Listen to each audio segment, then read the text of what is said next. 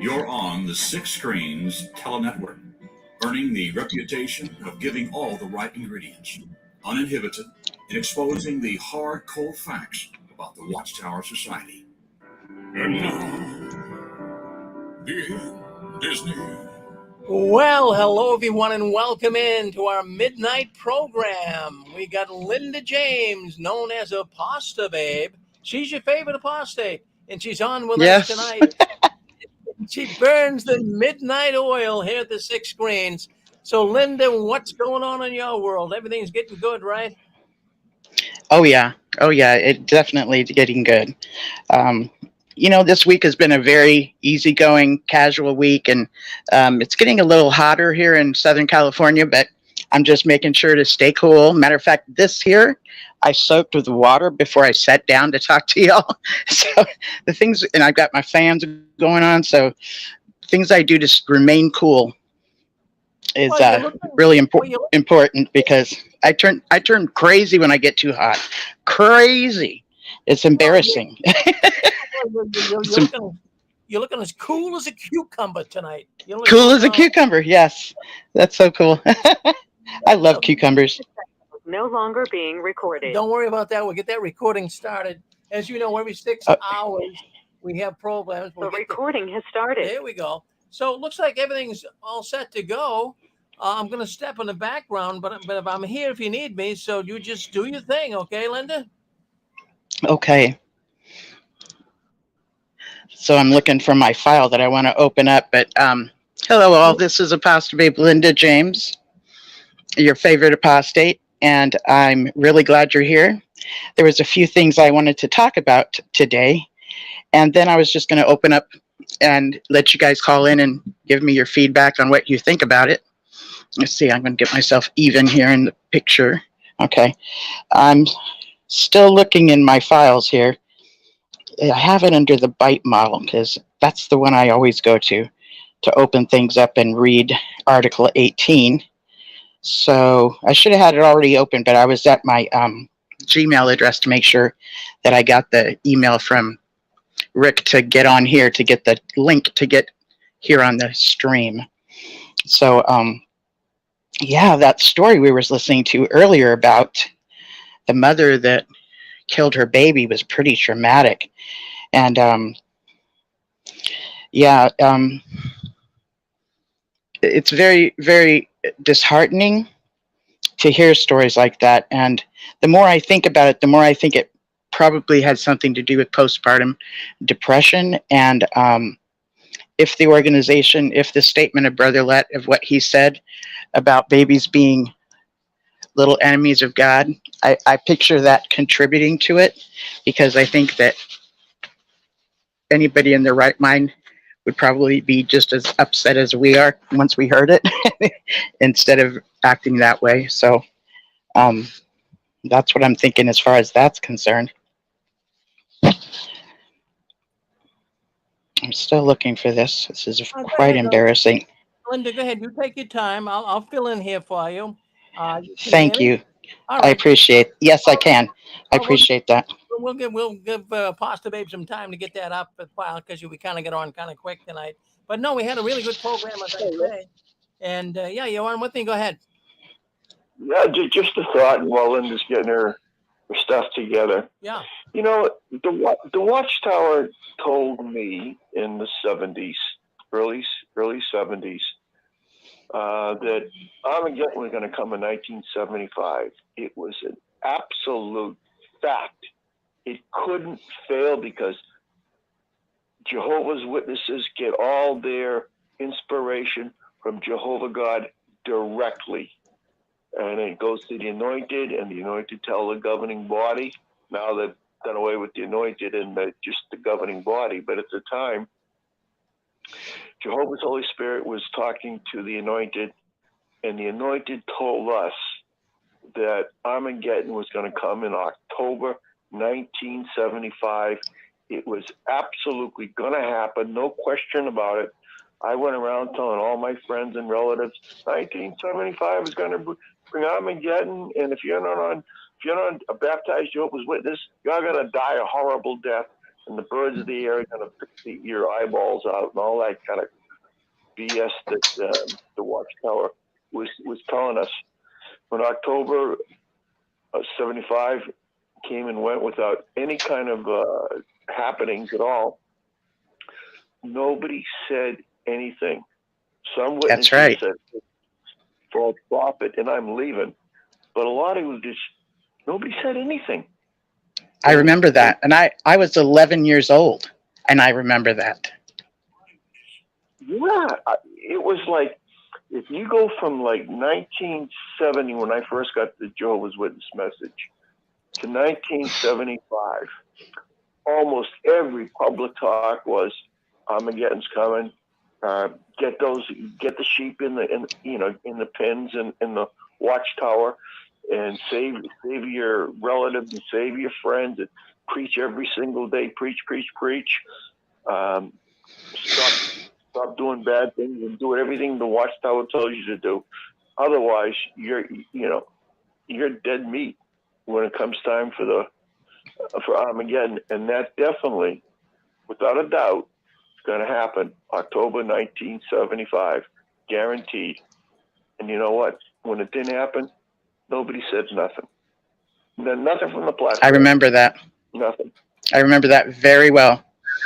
Thank you so much, Rick, for helping me out here, and thank you, Dick, for talking about this. And let me just add to it. This is Kingdom Ministry from June 1969, page 3. So the Kingdom Ministry was something that only the Jehovah's Witnesses would get, not the public. And what this says is, of course, there may be there may be tempting offers of higher education or of going to some field of work that promises material rewards. However, Jehovah God holds out to you young folks many marvelous privileges of service in his organization. Which will you decide to take up?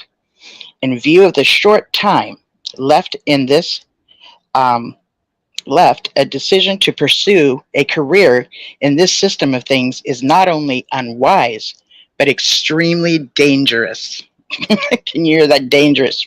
On the other hand, a decision to take advantage of what God offers through his organization opens up excellent opportunities for advancement as well as rich, meaningful life that will never end. So it's like you're choosing education, which equals chasing wealth, or you're going on the God side and you're going to be getting involved in pursuing righteous things and everlasting life. Then it also says turning down worldly opportunities. In order to pioneer, many young brothers and sisters were offered scholarships or employment that promised fine pay. However, they turned them down and put spiritual interests first. So this was the kind of things we were reading in 1969. So that was 6 years before 1975. So we would see things like this over and over and over again. And the way 1975 happened is they didn't really put in print. 1975 was definitely going to be Armageddon. But what they did do is teach us a few different things that, if combined, meant Armageddon was going to happen in 1975. So there was this one teaching that in 1975, the 6,000 years of man's existence will have ended, and the beginning of the 7th millennial 1,000 years is going to start from there. Then they also taught that it would be quite like really a possibility, like it would make sense that Jehovah would use that time, that 7th day of his Sabbath, to have Armageddon happen at that time. So those are two different things. And then they would often bring up different stories about how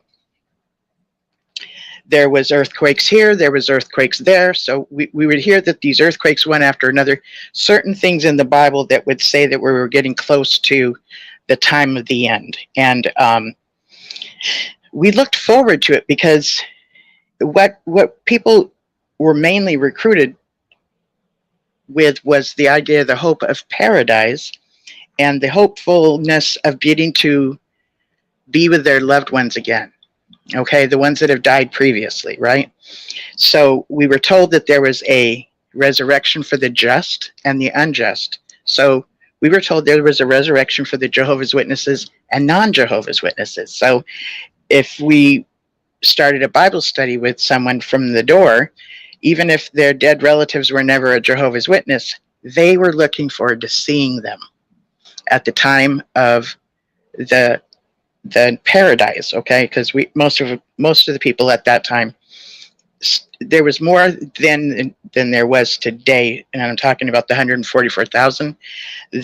What they call as the remnant, what they would say is those with a heavenly hope, and then what we were preaching at the door was an earthly hope, a paradise, and we would show them the scriptures of, they would beat their plowshares, they would beat their weapons into plowshares and stuff like that, and there would be death no more, and neither mourning nor outcry nor pain be anymore. So we really,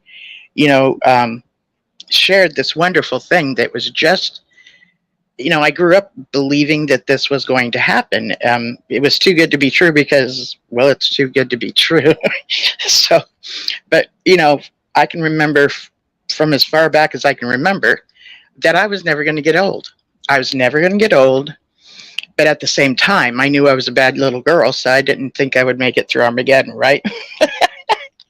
So there was a lot of that that would go on. And I think it went on with adults as well, because the amount of pressure that's put on adults, and I keep noticing that the governing body will tell their members that the parents are responsible for what the children choose to go to college for.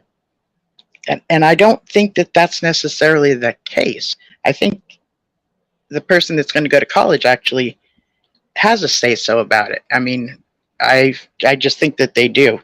But we're told that we have to do what our parents tell us to do.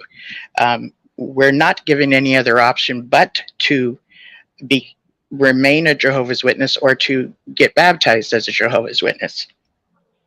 So many of our decisions had already been made for us, and things that we would find out is a conscience matter was pretty much a conscience that decision that was already made up for us. So we didn't get to learn how to use our own conscience. Okay, we were really taught what our conscience should be because the organization told us what it should look like. I think one of the best things that I get to experience now that I'm no longer within the community of Jehovah's Witnesses is that I get to pay attention to my intuition. I get to make decisions based on my own conscience, and I sleep well at night. When I was in the organization, when you're told you should go by these Bible principles and this should be your conscience-driven decision or whatever, even if it didn't sit well with you and you knew it wasn't really how you thought, you went ahead and went with it because that was what was safe. And we were taught that the organization was that group that Jehovah had chosen to use to speak to his people. That's another thing. That's another thing at the beginning.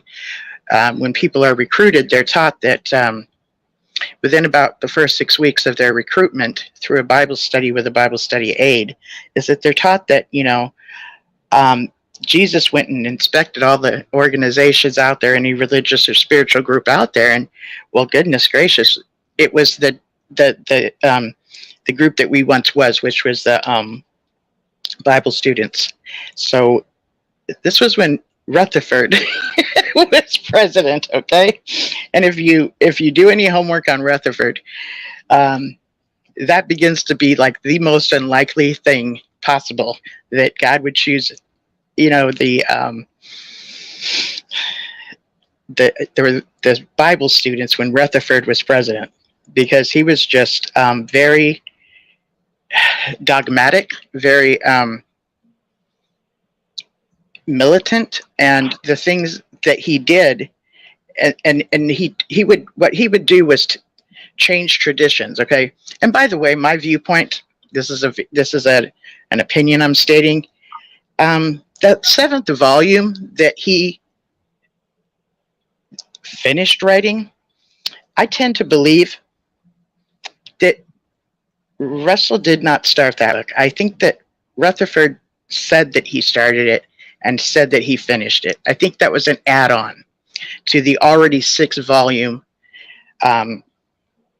studies in the scriptures. And the reason I believe that is when I've read certain things, for instance, things that were left in there was a monument put up next to Charles Taze Russell's grave of the pyramid, which was this monument that was, pretty much shrinked down to size as being very identical with the Pyramid of Gaza in Egypt. And within there were certain things that somebody could find later. So one of the things says that it's a 6-volume, there was a 6-volume set in there with him. Not with him, he wasn't in it, he was buried near the tombstone. So he has a tombstone, and then there was that other thing that was erected for him as an honor to the organization. And then as certain people that were International Bible students died, then their names got to be engraved on these big Bible or book-like things that are opened up on all 4 sides. They were going to be able to get their names put on there. And actually, Rutherford did make sure that that got done.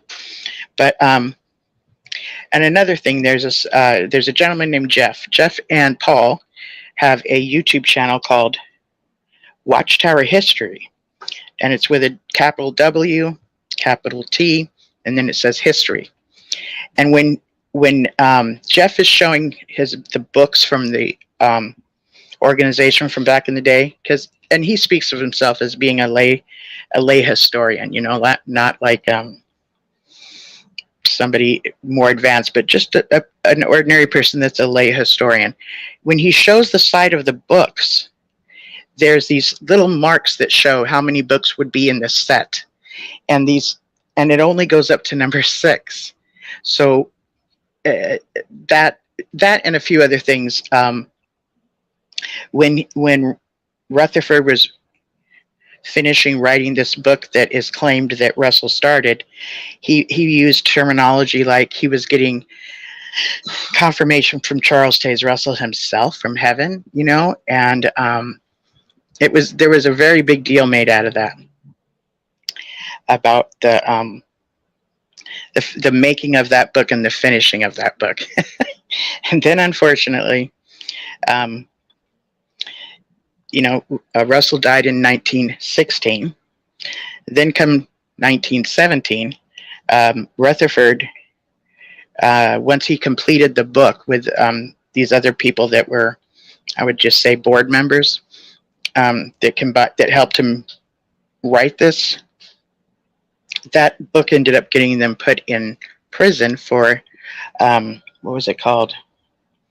Sedition. So meaning that he was writing things against the government, right? So unfortunately, people who were in the government or that were serving in the service, once they got wind of this, message that it's not okay with God to be fighting for this government and everything, they'd just leave their position because it affected their conscience and they could no longer be in the service. So this was really affecting the government here. So there's that. So yeah, he did a lot of underhanded things. Rutherford did. For instance, there was a time when there was a prohibition on alcohol within the United States, but he had people smuggle alcohol in for him from Canada, stuff like that. And then he had people no longer wear beards, but to become clean shaven. And that was, of course, around the time of it was to be looking more militant. As a matter of fact, there's a quote he talks about, and I'm not quoting it verbatim, but it talks about how he would have rather been like a leader in the service than somebody that preached the gospel. Like that's what came natural to him. So when he was in this organization and it was a Bible-based organization, he ran it like a military, you know, um, theocracy, right? He's the one that came up with saying that this organization was a theocracy based on when Jesus came and looked at all the organizations, he chose to pick us because we were just the best, right? So, and a theocracy means a government ruled by God. So, yeah, he would, there was just a whole lot of stuff that he would teach. But so he talked the men into no longer wearing beards. There's even a story about how when he went to, it was out of the U.S., maybe even Germany.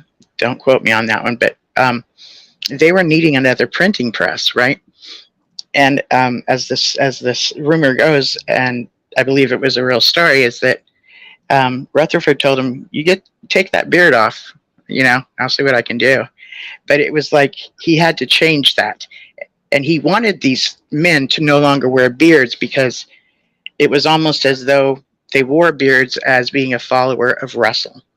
And of course, the International Bible students were also called Russellites, So he really wanted to have a separate identity than what Russell had already started and what was already going on.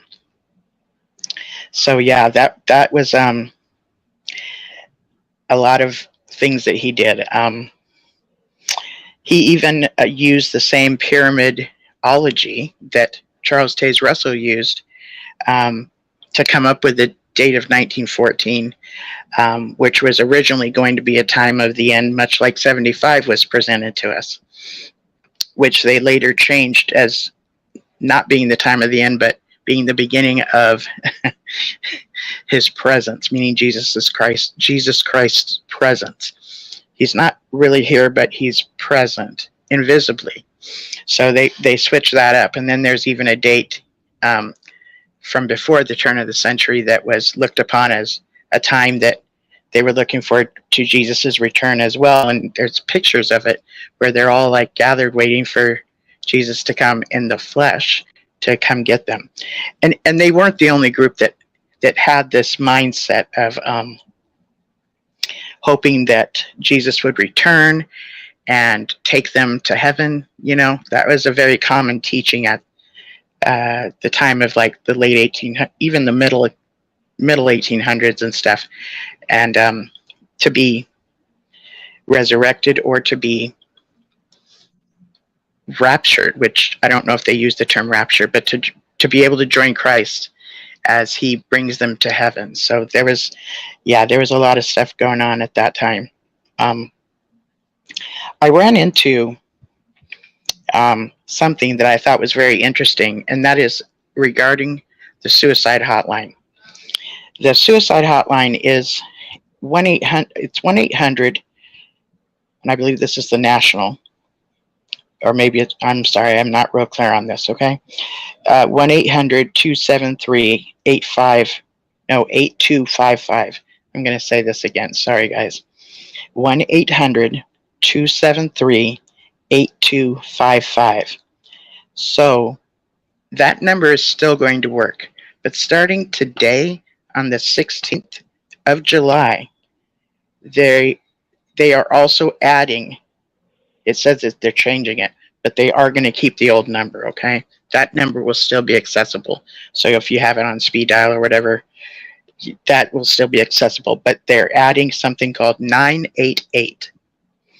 And that's to make it easier to dial the suicide hotline. There's ways to communicate with the suicide hotline through chatting on the computer, through texting with your phone, or you can talk with them. So they've also gotten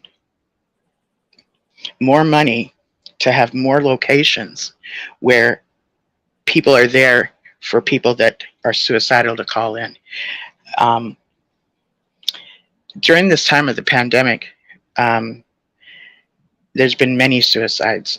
This pandemic has really affected a lot of people's psyche, being isolated, um, losing their jobs or not being able to work. Um, Couples that were used to having a routine where either two parents worked or just one, and the other one stayed home with the child. They were now, doing this shelter in place thing. So most of them were staying home because it was suggested through the government that unless you have a reason to be out there driving around, going to work, or that's a designated work that was needed to be done, that basically you should stay home. And the purpose of that was so that not too many cases of COVID would happen at one time. So that was for the purpose of keeping what is called the curve down. They would talk about it as though there was a curve, and the lower they could keep the curve, the less people would be in the hospital with COVID. So they did strongly suggest for us to change our behavior. But that's why that was going on. But I remember even before, right when I was beginning to hear about COVID happening, I remember seeing a bunch of therapists on many different platforms saying, we're here, we're available, because they knew that what we were getting ready to go into socially and psychologically was going to be extremely tough.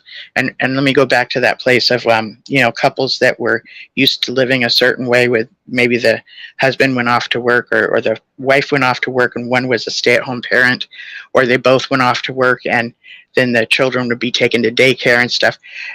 It turned into, if both parents worked, both parents, there were situations where both parents could work remotely at home, but there was no childcare for the kids. So as they're doing work at home, they're dealing with kids. And the kids needed the attention, that the kids needed to be cared for, but then they also had the added pressure of needing to work as well. So these therapists knew that there would be these added situations that were going to cause a lot of stress. And being that people were self-isolating, that's actually what we did in the org, okay? Where we would self-isolate for a different reason. We did it so that we wouldn't associate with bad associations, right? During the pandemic, it was for a different reason, but still, the results were the same. It's not good on the psyche when you don't get to socialize with friends and family, okay? We are social people, and we really, really need to have interactions with people, even those that are more introverted. They still need some interaction, some, maybe not as much as somebody who's on the other side that is really a social and really outgoing person. Matter of fact, the personality of those two is how they get fueled. So if somebody who's naturally introverted is always in social situations, I need to stop moving my hands. Somebody who's naturally introverted, always in social situations, it tends to drain them. So they don't get refueled until they spend time by themselves, because that's their natural personality, is to be an introvert. That's where they get fueled. That's where they rejuvenate. Okay. So if somebody is very social, that's actually where they get fueled, when they get to hang out with their friends and their family and, meet up at a coffee house or whatever, that actually fuels them. And if they end up being by themselves too much, that drains them. So they need to become social, because that's what fuels them. That's what gives them a better sense of well-being, So these were things that therapists knew were going to come up. And then with the added stress of finances, how do we do childcare while working at the same time at home, and so they knew a whole lot of pressures. Jobs are being lost. They knew a whole lot of pressures were going to come up. So there were many people that had a very hard time mentally during this time of choosing to, well, it was strongly suggested, much like when we were in the Watchtower, oh, that certain thing is discouraged, which means we're not supposed to do it, right? That's pretty much what the government did to us, as well as, it was discouraged to, we were advised to shelter in place. They didn't quite say, you're on lockdown, okay? But many people felt that they were on lockdown, and that's the terminology they would use.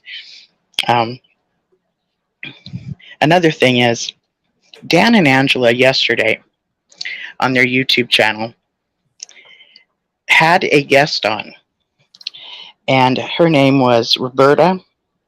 I can't even pronounce the last name, but the reason I'm bringing this up is because you know how Dan is a previous Jehovah's Witness? Well, Angela was previous Worldwide Church of God. So this gal, Roberta, was a previous Worldwide Church of God member. So it was really neat to watch Angela and Dan do a show with somebody that, has grown up similar to us, or in a group similar to ours. Matter of fact, the way Angela always explained it was like it's Jehovah's Witnesses plus Jewish beliefs, So there's that, and I was just super excited about that because for a while there, Angela was looking for people that previously was in that her culture of origin, that Worldwide Church of God, and she wasn't finding many, So, but from what I understand now is that there's more people are coming out. So that was a really neat interview, and I want to encourage you to check that out. Even as you watch it, you will see so many similarities from how the culture that we were involved in has. High demand groups all pretty much use the same tactics and techniques. Not each group uses all of them, and some groups use all of them. So they're the ones that I will mention, like I was talking last week about the 8 criteria to totalism by Robert J. Lipton, or the BITE model from Stephen Hassan. Those are common tactics that are used. I need to take a drink of coffee here. I don't have an apostate coffee cup today, but one of my other ones. Now, also, I wanted to bring out change.org. There's a gentleman named R.J. Ahava, Ahavah, and he started a petition through change.org, okay? So this person is from Brooklyn, New York. He was born in a 5th generation JW family. He says he served at Bethel for 15 years until a series of events led to a sudden awakening from the Watchtower indoctrination. I believe that love is truth and should always be our motivation. So if you read that, and if that's something that works with your own conscience, I would like to urge you to sign this petition. I'm going to look it up. It mainly went into the same kinds of things that most of the people that protest take to the organization as far as wanting things to change, such as the blood teaching, the shunning. I'm sorry, I don't remember the other one right now. But I will put a link to that petition on Rick Farron's Facebook group, or on his page. So you'll be able to get to it there. And if looking at it, your conscience is okay signing it, I really want to encourage you to do that. And then I also want to bring up types of bullying. I know we've been talking about shunning a lot and the effects that it has on people's psyche. Um, it's actually a type of bullying. And I came across this thing that said types of bullying. Verbal bullying is teasing, name calling, inappropriate comments, taunting, threatening to cause harm. That one really got me because I've heard over and over again through judicial committees, an elder at the end of the judicial committee will say, "So, I wonder what your mom is going to think when we tell your mother," you know? And to me, that's a threat to cause harm, because once this person that's at this judicial committee hears that, he knows or she knows that's really going to hurt the mother. And at the same time, she or he that's in this judicial committee is going to be hurting as well, because he or she will know that if they got disfellowship, they're causing this, okay? But in actuality, it's the org who does this kind of bullying. And now a way of social bullying is leaving someone out on purpose, okay? Telling other children not to be friends with someone. Okay, telling other children not to be friends with someone. Does this sound like our shunning practice within the organization? Don't be friends with so-and-so. You know, they're disfellowship, so don't go hang out with them. It's the same kind of thing, right? Spreading rumors about someone, right? There's a marking talk that gets to happen, right? They don't say the name, but you pretty much figure out who it is, especially if a week after you find out someone has it's been announced at the platform that so-and-so is no longer one of Jehovah's Witnesses. Whatever that marking talk was talking about, you can pretty much assume that's why they got disfellowshipped. Spreading rumors about someone. Okay, that's called the smear campaign. And that easily happens. Just easily happens. Some of it's done intentionally. And then some of it's just kind of done like people come up with stuff. Like they have to come up with stuff in their head for it to make sense to them, because they're not getting the whole story. I mean, we're told that the only reason a person gets disfellowshipped is because they were not repentant, right? So at the same time, I've heard enough stories to know that people have genuinely been repentant and they still got disfellowshipped anyways. Another thing I've learned is they will say things like, or you'll read things in the Watchtower like that says, if they make a practice of doing a serious sin. Well, I've come to find that if it's been done 3 times, that's a practice. So it's now a practice. So if somebody's done something 3 times, that declares it a practice, right? So there's certain things that are interesting to find out. So spreading rumors about someone and embarrassing someone in public. That embarrassing somebody in public is very humiliating. I believe that having to, in our attempts to come back to Jehovah, if we have been disfellowshipped, is a form of public humiliation. And that's extremely abusive when, you know, someone has been suggested to sit in the back of the hall. They're suggested to come in after the meeting starts, and they have been suggested to leave at the end of the meeting before it ends. Why? So that those who are at the Kingdom Hall don't have to feel uncomfortable having to shun them, right? So there's that. Hi. Who's this? Hi, I'm Carlos Figueroa from Bakersfield, California. Hi, Bakersfield. I have friends there. Tell me your name again. Carlos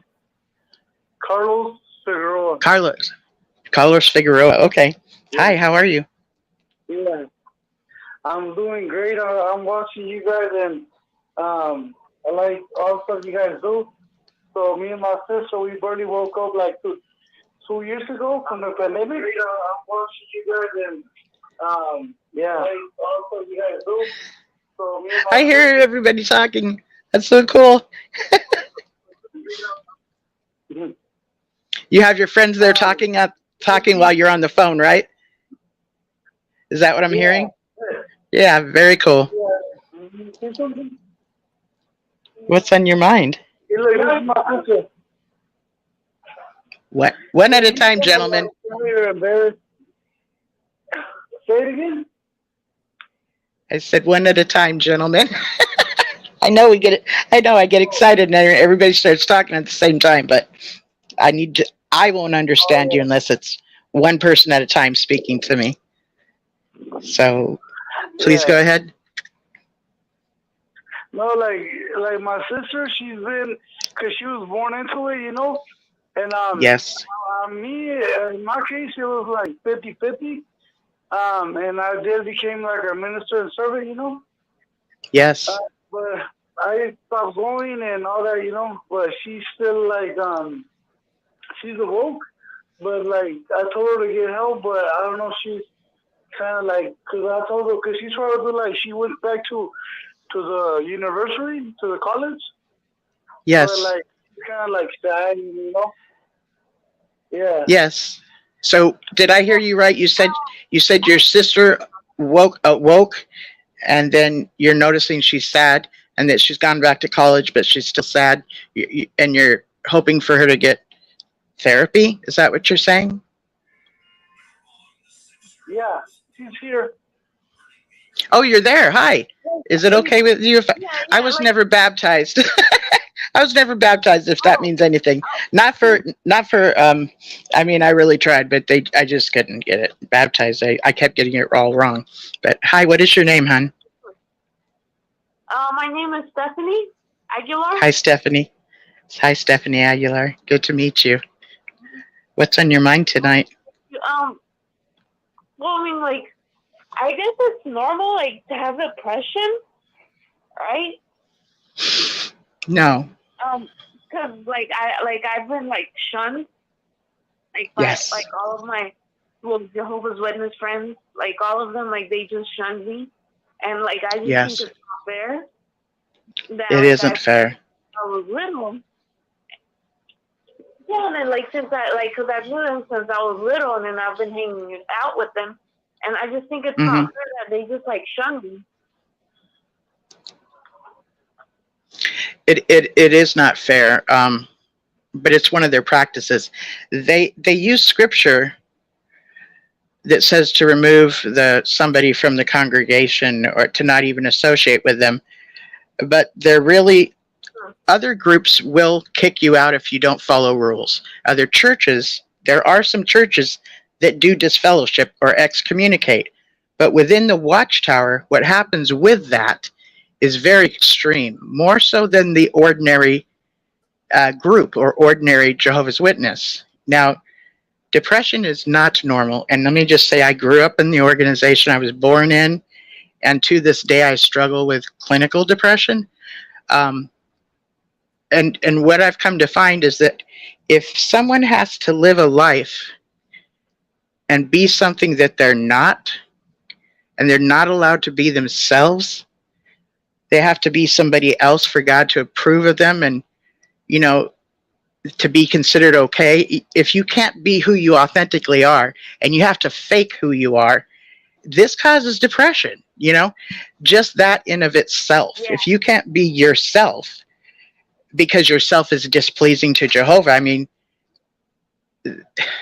if you think your actions are literally displeasing Jehovah, or that your actions could actually please Jehovah, what a heavy responsibility you have, right? Mm-hmm. Yeah. It's really not fair to put that responsibility on any of us, Yeah. Then I just think like it's worse for all of the ex Jehovah's Witnesses because since because back then we used to be Jehovah's Witness, and they would always tell us don't talk to the outside people because they're worldly, they're Satan's people, and like yes, I would talk to him, like the outside people, but it's just like I just never had I just never stayed in contact with them, So I've never really built a relationship with this outside person, It was always the indoor person, like the Jehovah's Witness friends, and just stick to them, and only you could go to their houses and stuff like that. So, like after being shunned by Jehovah's Witnesses, like technically, like you're just alone in the world, Absolutely. May I ask you why they are shunning you? Did you disassociate, or did you get disfellowshipped, or? So I was never baptized. Like I was just a publisher. Me too. An unbaptized publisher. Mm-hmm. Me too. I never wanted to get baptized because like I would always say to myself, like, how can I get baptized, like, if I'm not perfect, Like, they're expecting me, like, they have, like, a bunch of rules for you. And it's like, I know. People with those rules, Like, we're sinners, we're born as sinners. Like, we're not perfect. Isn't that amazing? I never got baptized, But you're being shunned anyways. Mm-hmm, yeah, and I'm still being shunned. Like, one time I found a sister, and I told her, hey, so what's up? Like, you want to hang out? And then she's all like, hey, I haven't seen you in the meetings. And so I just told her, like, I don't go to the meetings no more because there's a bunch of stuff that I found out about the Watchtower.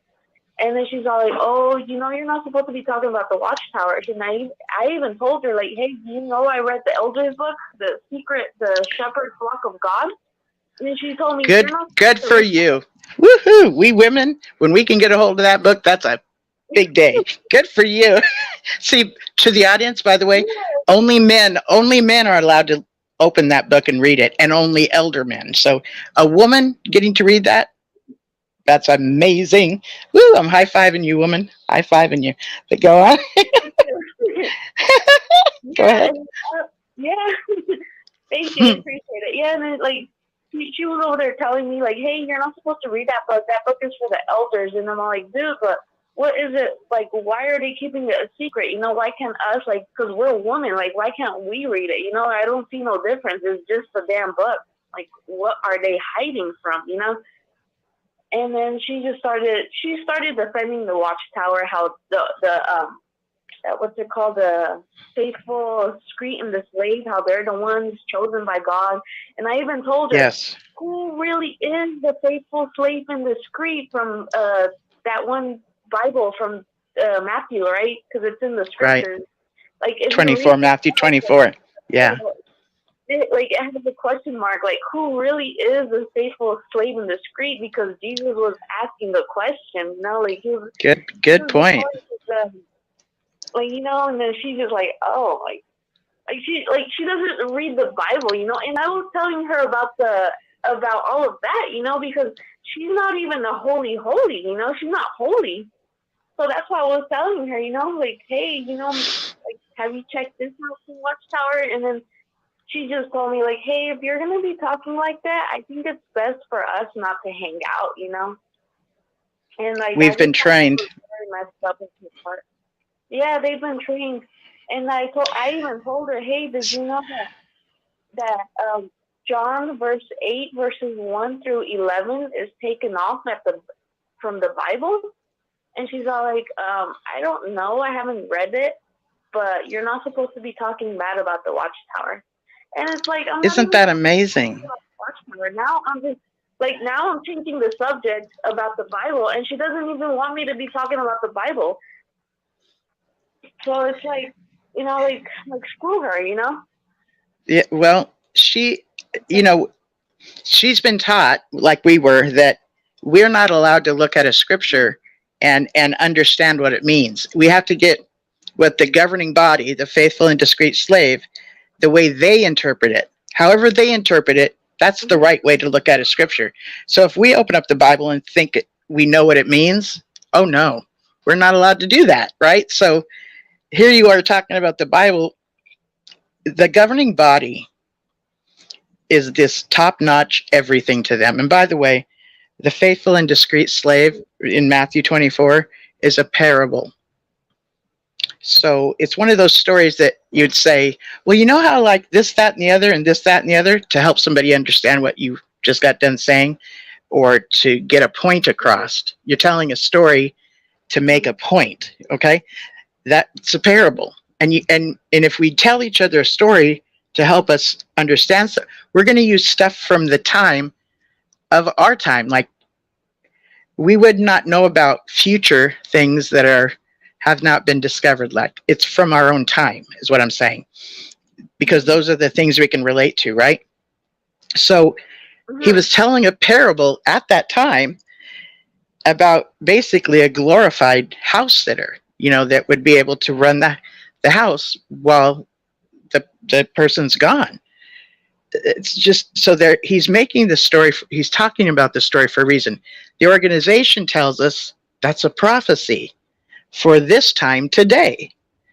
That it's prophesied that God was going to put some people in charge. It was a parable, though. It was not see, they trick us.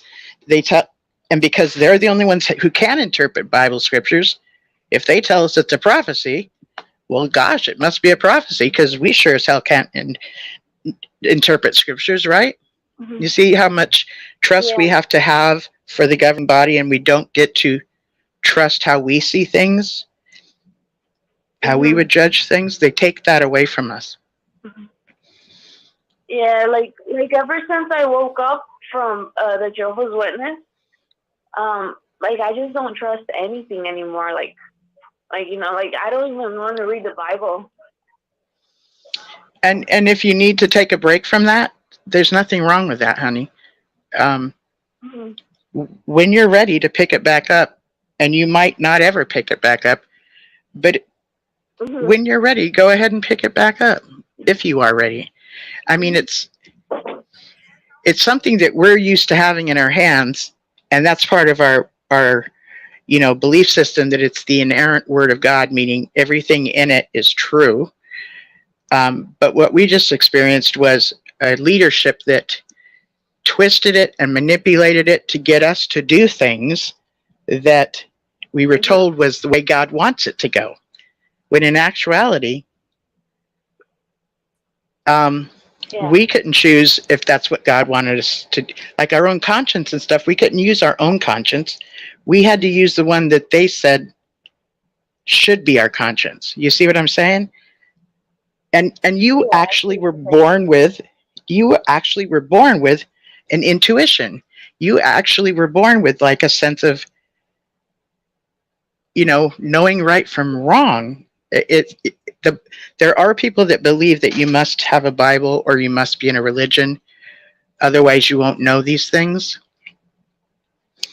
I disagree. I don't know what your view is on it, but I disagree. I think it can be helpful. If you believe in, I just believe that if you believe in Jesus and if you try to do His will, you're gonna be safe. Yeah. I mean, that's what I believe in. Because it's just too much, And now, I don't really want to read the Bible no more, because since I found out that the Bible was, it's actually the Jehovah's Witness Bible is manipulated, and then I've done some research recently, and I found out that Johannes Grieber, which is also introduced by the Watchtower, that his wife is a medium. Yes. And that the Bible is interpreted by Johannes Grieber, which his wife was a medium, which is related to witchcraft, black magic, spells, curses, and it's wow, I've been reading this my whole life. Let me. I'm not sure if are you saying that your research told you that the wife of Johannes Grieber took part in interpreting the New World Translation? Yeah. Okay. Let me just correct that, because, and I don't want to be in your life being like, oh, I'm going to correct your ass every 15 minutes. But in this situation, Uh-huh. They have John 1:1 that says that Jesus is a God, right? In the Yeah. Jehovah's Witness New World Translation. Well, when somebody wants to prove a point, they do this thing called confirmation bias. So if we can find somebody else who says the same thing, then it only confirms that we're right, right? Johannes Gruber has a Bible that he wrote with his wife being the mediator of the spirit world and interpreted things. So they over there did that with their Bible. So Johannes Gruber has a Bible that also says at John 1:1 that Jesus is a God. So the Watchtower went, see, they did it. They did it too. But we never got to find out that we never got to find out how Johannes Gruber and his Bible got to that conclusion. They just said Johannes Gruber's Bible says the same thing. So it's confirmation to what their Bible says. Then we find out later, like you just have done your research, that Johannes Gruber used to be a Catholic priest and was defrocked, meaning kicked out, okay? And then he married this lady who was a spirit medium, and that's the lady that helped him write his own Bible, okay? So Watchtower quotes from them. That spirit medium wife of his did not help make the New World Translation. They just quoted from him as a confirmation bias to say, see, somebody else did it. You know, to say we were right, you know, to kind of prove their point. You see what I'm saying? Yeah. Yeah. Yeah, and I just like, when I read about Johannes Gruber, I was like that. I just got very disappointed about the Jehovah's Witness, the Watchtower, and everything. I went through like crisis and depression. Well, because you're born in you thought it was the truth like your whole life because you're born with it. Like, so absolutely. I went through some crisis. Do you have children? I don't. Okay. So I got to wake up before I had children. So someday, if you do have children, what's really good about this is, yes, you'll probably struggle with some depression in the future because it's to be expected. That's what I've come to find. Okay, I'm not a therapist. I'm somebody's grandmother who used to be in the organization like you, and I never got baptized either. So, but I grew up in it, and I was thoroughly indoctrinated. So when I eventually started having kids, I didn't have to raise them in this organization. And let me just tell you, that was really enjoyable. And even though I didn't understand everything of why certain doctrines were right or wrong, if my conscience was okay with them celebrating certain holidays, I let them. I enjoyed making birthday parties for them. And so what I'm saying to you is, if and when your conscience is okay with something, that's going to be nice for you, even if you don't have kids, okay? Simply for yourself. It's really tough when we find out that we've been lied to by spiritual leaders who were our parents told us to trust them. Our parents believed what they were saying, right? And then to find out that we were deceived is very devastating. And your reaction and your experience is very normal. Very normal. Mm-hmm. And there's a time of like mourning over it, like there's a death. Like when you lose something, even if I don't know if you've ever had friends that had abusive partners or whatever, and they would finally break up, but the person that broke up with the abusive partner still misses the abusive partner. We kind of experienced that too. And I'm talking about the organization as an abusive partner, because we believed them, but they lied to us and used deception to get us to behave in a certain manner. And what that behavior was more so for the benefit of the organization rather than for us. But we were told originally it was for us, so that Jehovah would be pleased with us. But in actuality, most of it was so that we could recruit more members. And when there's more members, there's more donations. Go ahead. Yeah, and that's true. All of that you're saying is true, because like I've also seen it. I've also remembered this one sister. She wasn't very happy with the husband. Them two were Jehovah's Witness. She wanted to get a divorce, but it's like, I find it unfair, because like you can't even get a divorce. You know, like that's maybe why I've always been scared, like, to get married, you know, in the organization ever since I was like young, like, or teenager, you know, at that age. Yeah. Like, you're looking for your soulmate. Like, I've always been scared of that, you know, because it's like you can only get married one time and you can't get a divorce, and that person is gonna be for you in your lifetime. And it's like, like I've always been like scared to get to that point, you know.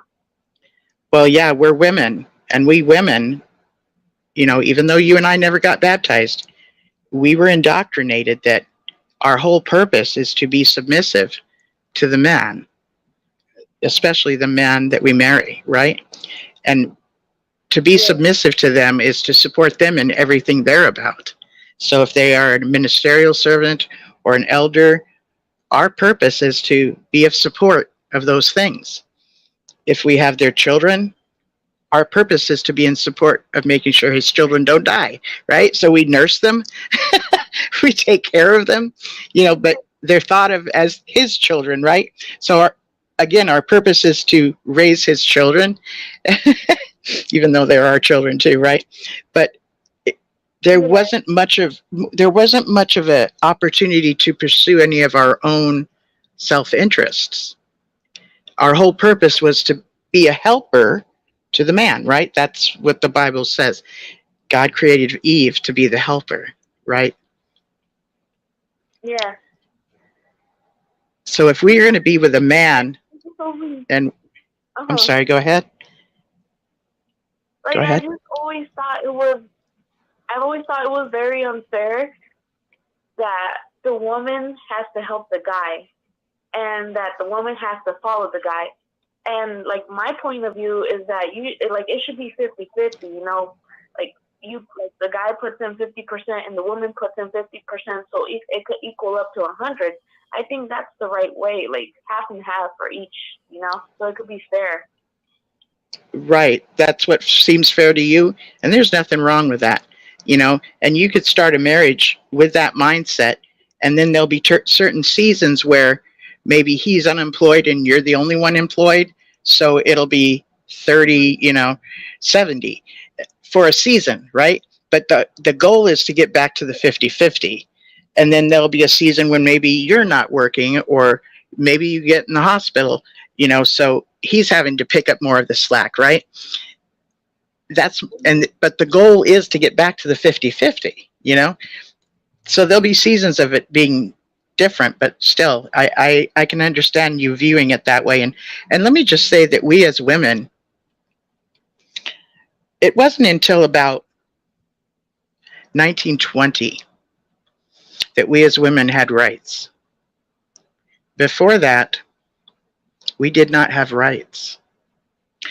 And we were not considered we're still not considered equal to men, but we are more so today. Before that, we were considered property. We were considered like they owned us. Like if you hear Bible stories about how if a gentleman wanted to marry a certain person, the gentleman would give the parents all this, cows and gold and whatever.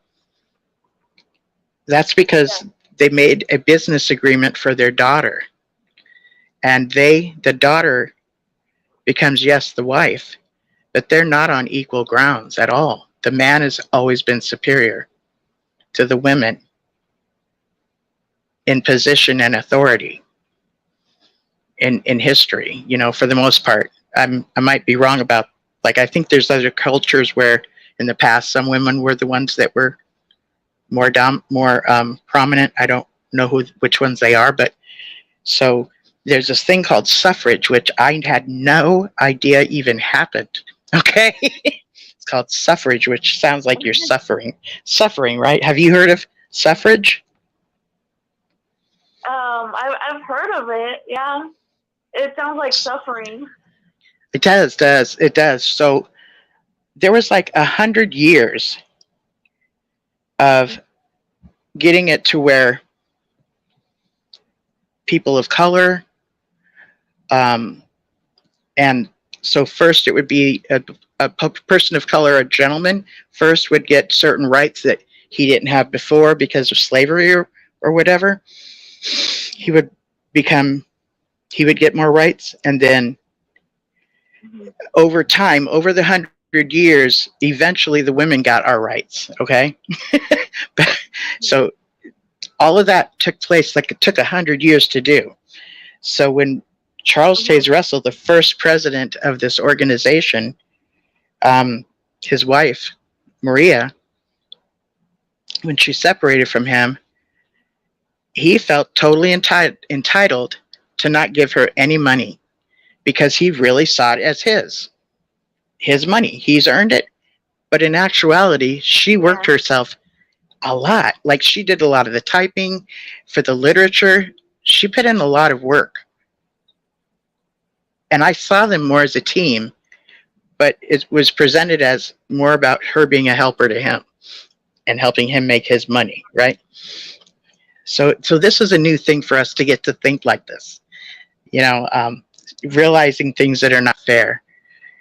And I like it. I like that we can think that way today because of suffrage. If you get a chance to do a little bit of research on suffrage, that would be enlightening too, because that's what helped women get to vote. Okay. So I don't know how your feeling is on voting, but I've heard some people say that if we vote or not, it's not going to make a difference.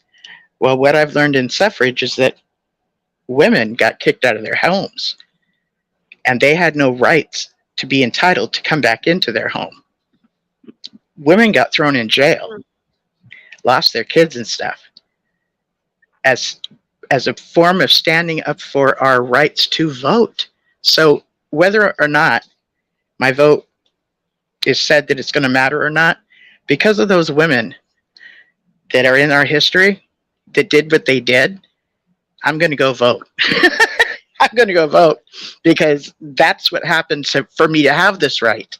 You know what I'm saying? So we get to think our own way today.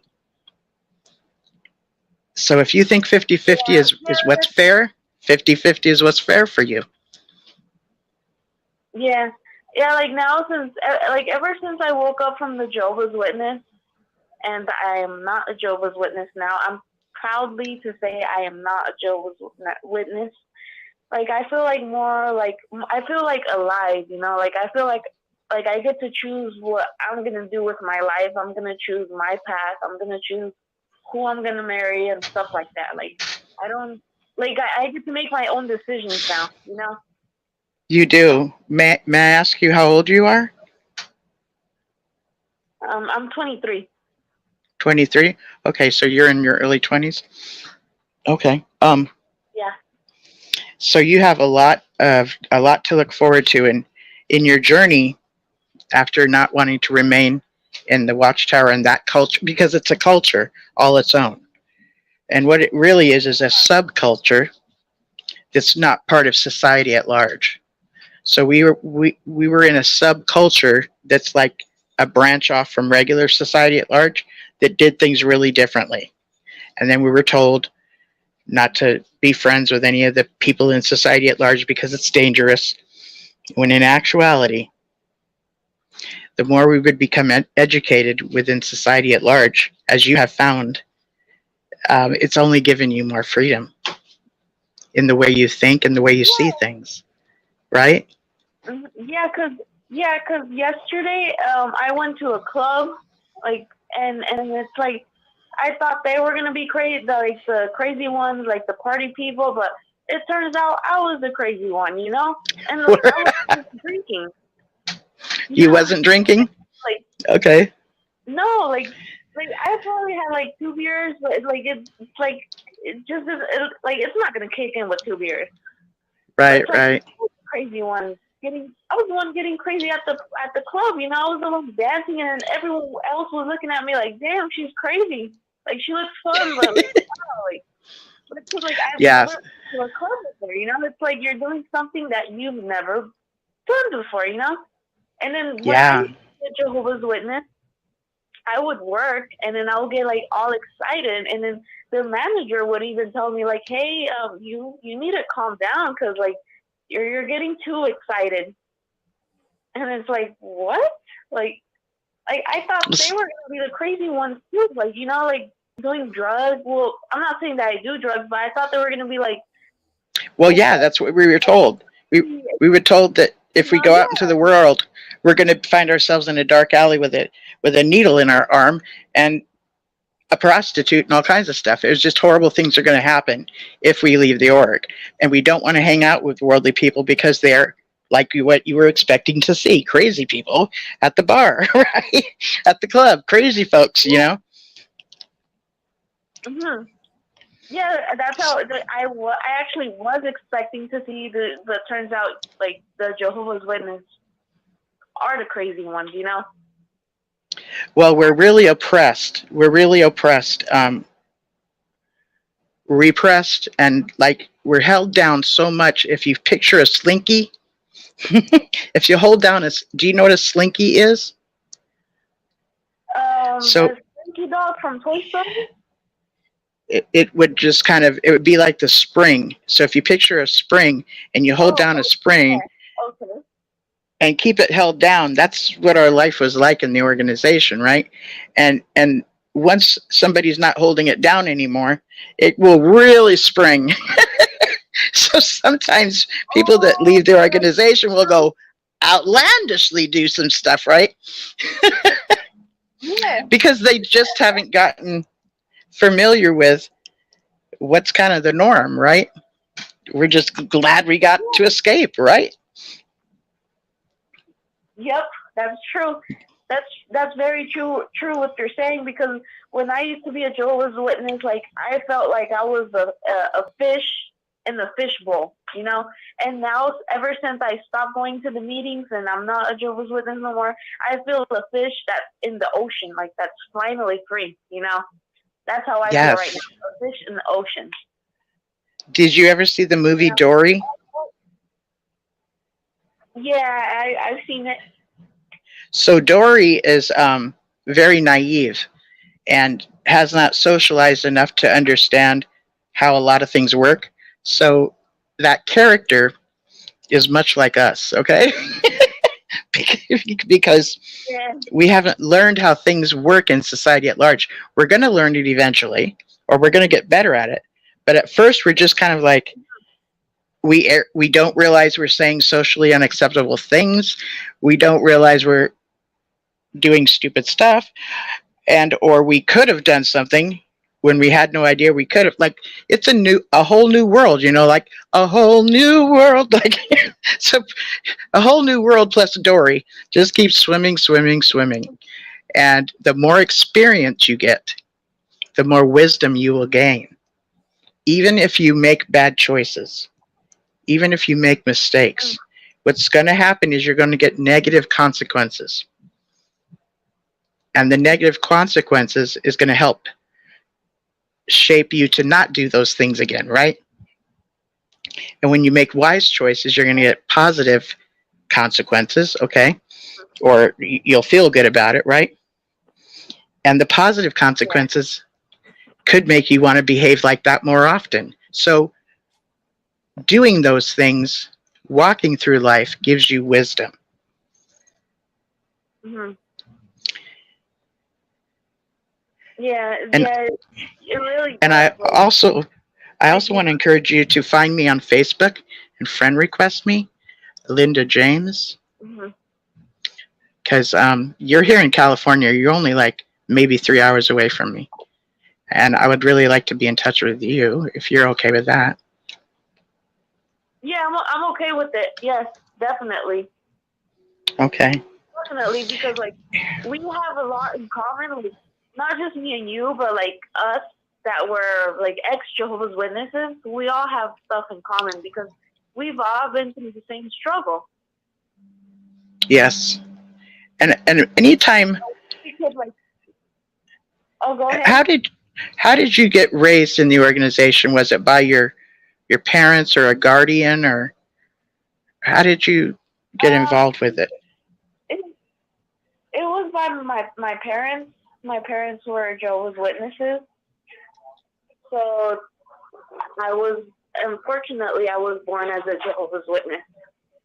I was too. So technically, I never got to celebrate a birthday, a Christmas, all the like you name the holidays. I never got to celebrate them. I understand. You know, and I understand. and then, and that makes me sad because like ever since I was a little kid, you know how they do Christmas, like Christmas drawings on Christmas, the holiday, you know, at school. Yep. It will always make me sad because it's like, wow, like I was never a holy, you know, so I would used to draw those the Christmas Santa Claus, you know, these pictures, right, like right there with your classmates, and that felt so good, like inside me, like it felt like, wow, I'm doing something fun, you know. But then my conscience was telling me like, oh, you're abandoning Jehovah, like Jehovah's watching you. So it's like I feel like I'm having fun, but then my conscience is telling me that you're not doing something good, that you're not being loyal to Jehovah. So I would always used to feel bad at the end of the day, and that's what really bugged me when I was a little kid. Me too. And I used to on Valentine's Day, you know, everybody would have a bag up at the beginning of at the front of class, and everybody would get these little Valentine cards, you know, from so and so. And of course, I didn't bring any Valentine cards, so I used to erase names that gave me cards and then put somebody else's name that I really liked as a friend or whatever, and then I'd go put it in their bag. And it made me feel like I was participating. It's so dorky, but it felt good to feel as though I was partaking in this celebration of Valentine's Day, you know? And yeah, and it's normal because like you just want to feel love, you know, like because Valentine's Day is about giving a heart to someone, or just simply writing something cute or a compliment to a person that you really appreciate, you know. And same with Christmas too. It's like you're just giving a gift to a family member or someone, a friend, you know. It's just a gift. Like I've never really found anything wrong with the holidays, you know. Like it's just a holiday, you know. But that's the thing about the Jehovah's Witness, like they destroy your conscience. Yes, they don't get to. Yeah, they destroy your conscience. How your conscience would be, and then they tell you what your conscience should be, which doesn't seem to fit. It's like having to wear a suit. You know how that whole idea put on the new personality, you know, and take off the old personality. Yeah. That's like, don't act like yourself. Put on this suit and act like a proper Jehovah's Witness. And it's like one of those suits that it's a one size fits all. So it's not going to fit everybody. Some people function very well within the organization, the way it's organized and everything, but I don't. I just don't. So I was, you know, we were being made to wear clothes and shoes that didn't fit us. So of course it was uncomfortable, you know? Yeah, and of course. And they like it makes me mad because they say stuff that like it doesn't even have logic sense, you know? They say that, oh, we're not part of the world, but yet you live in this world. It's like, how are you not going to be part of the world if you live in the world? Like, it just doesn't make any sense. And it made me even more madder when I've heard the convention talk, you know, like, you know, when you watch they call it the apostasy videos, you know. I just heard one of the brothers say that, oh, look at this little angel baby. But in reality, you should say, look at this enemy of God. And it's like, that's really offensive to all of the babies out there and all of the mothers that just gave birth. and it makes me mad because like my sister, she's a Jehovah's Witness. She just gave birth yesterday, July 15th. Oh my goodness. And Oh then, wow. Okay.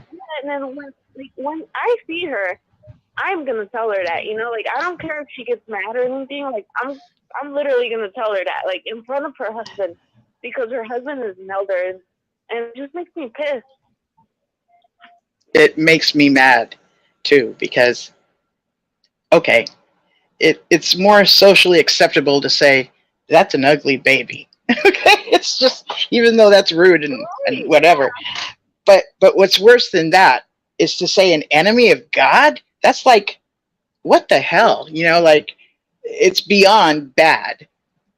Saying a baby is ugly is on the bad side. Saying they're an enemy of God is like what the fuck is that? It's a governing body member telling us to view things that way. Yeah, like that's very, very disrespectful of the government body to say all of that for the babies when they're just babies. They don't even have a conscience. And if you think about it, like a baby is actually more, like he doesn't know what's good and what's bad, you know. So how is a baby gonna sin, you know? Right, they are of innocence, and so they don't know how to sin. They just don't. And the whole point he was trying to make was when you're, you know, an enemy of God is not somebody, it wouldn't be somebody that's a follower of God. So I don't know, born into sin and all this stuff. Hello. Hello. I have a question. Hi, who's this? To conclude our conversation. Say that again. Oh, I just have a question just to conclude our conversation, you know, because I know you have many people wanting to talk to you and to speak to you. I just have a last question. I just want to find out who this is in case they want to say something with you. So who else just phoned in? May I ask who's calling? Hey, Linda, it's Rochelle from Milwaukee. I just wanted to say hi. I'm just listening to you guys. Hi, Rochelle. Hi. Hey. Did you? Did you? Oh, hi. Did you want to share something with the caller, or did you want to just wait? Yeah. I just wish I could go back to being 23. I wish I'd come to that conclusion that she came to. Oh, my cat is biting me. Oh, ouch. Ooh. Ah! Oh, no. I like it when I talk on the phone to other people. But, wow. Cats are a trip. Oh, yeah, she started biting me right when I was on the phone. Michelle, how old were you when you start to wake up? 28. 27, 28. Oh, wow. Yeah, so, woke me up with, yeah. What woke you up? Like, what made you want to wake up?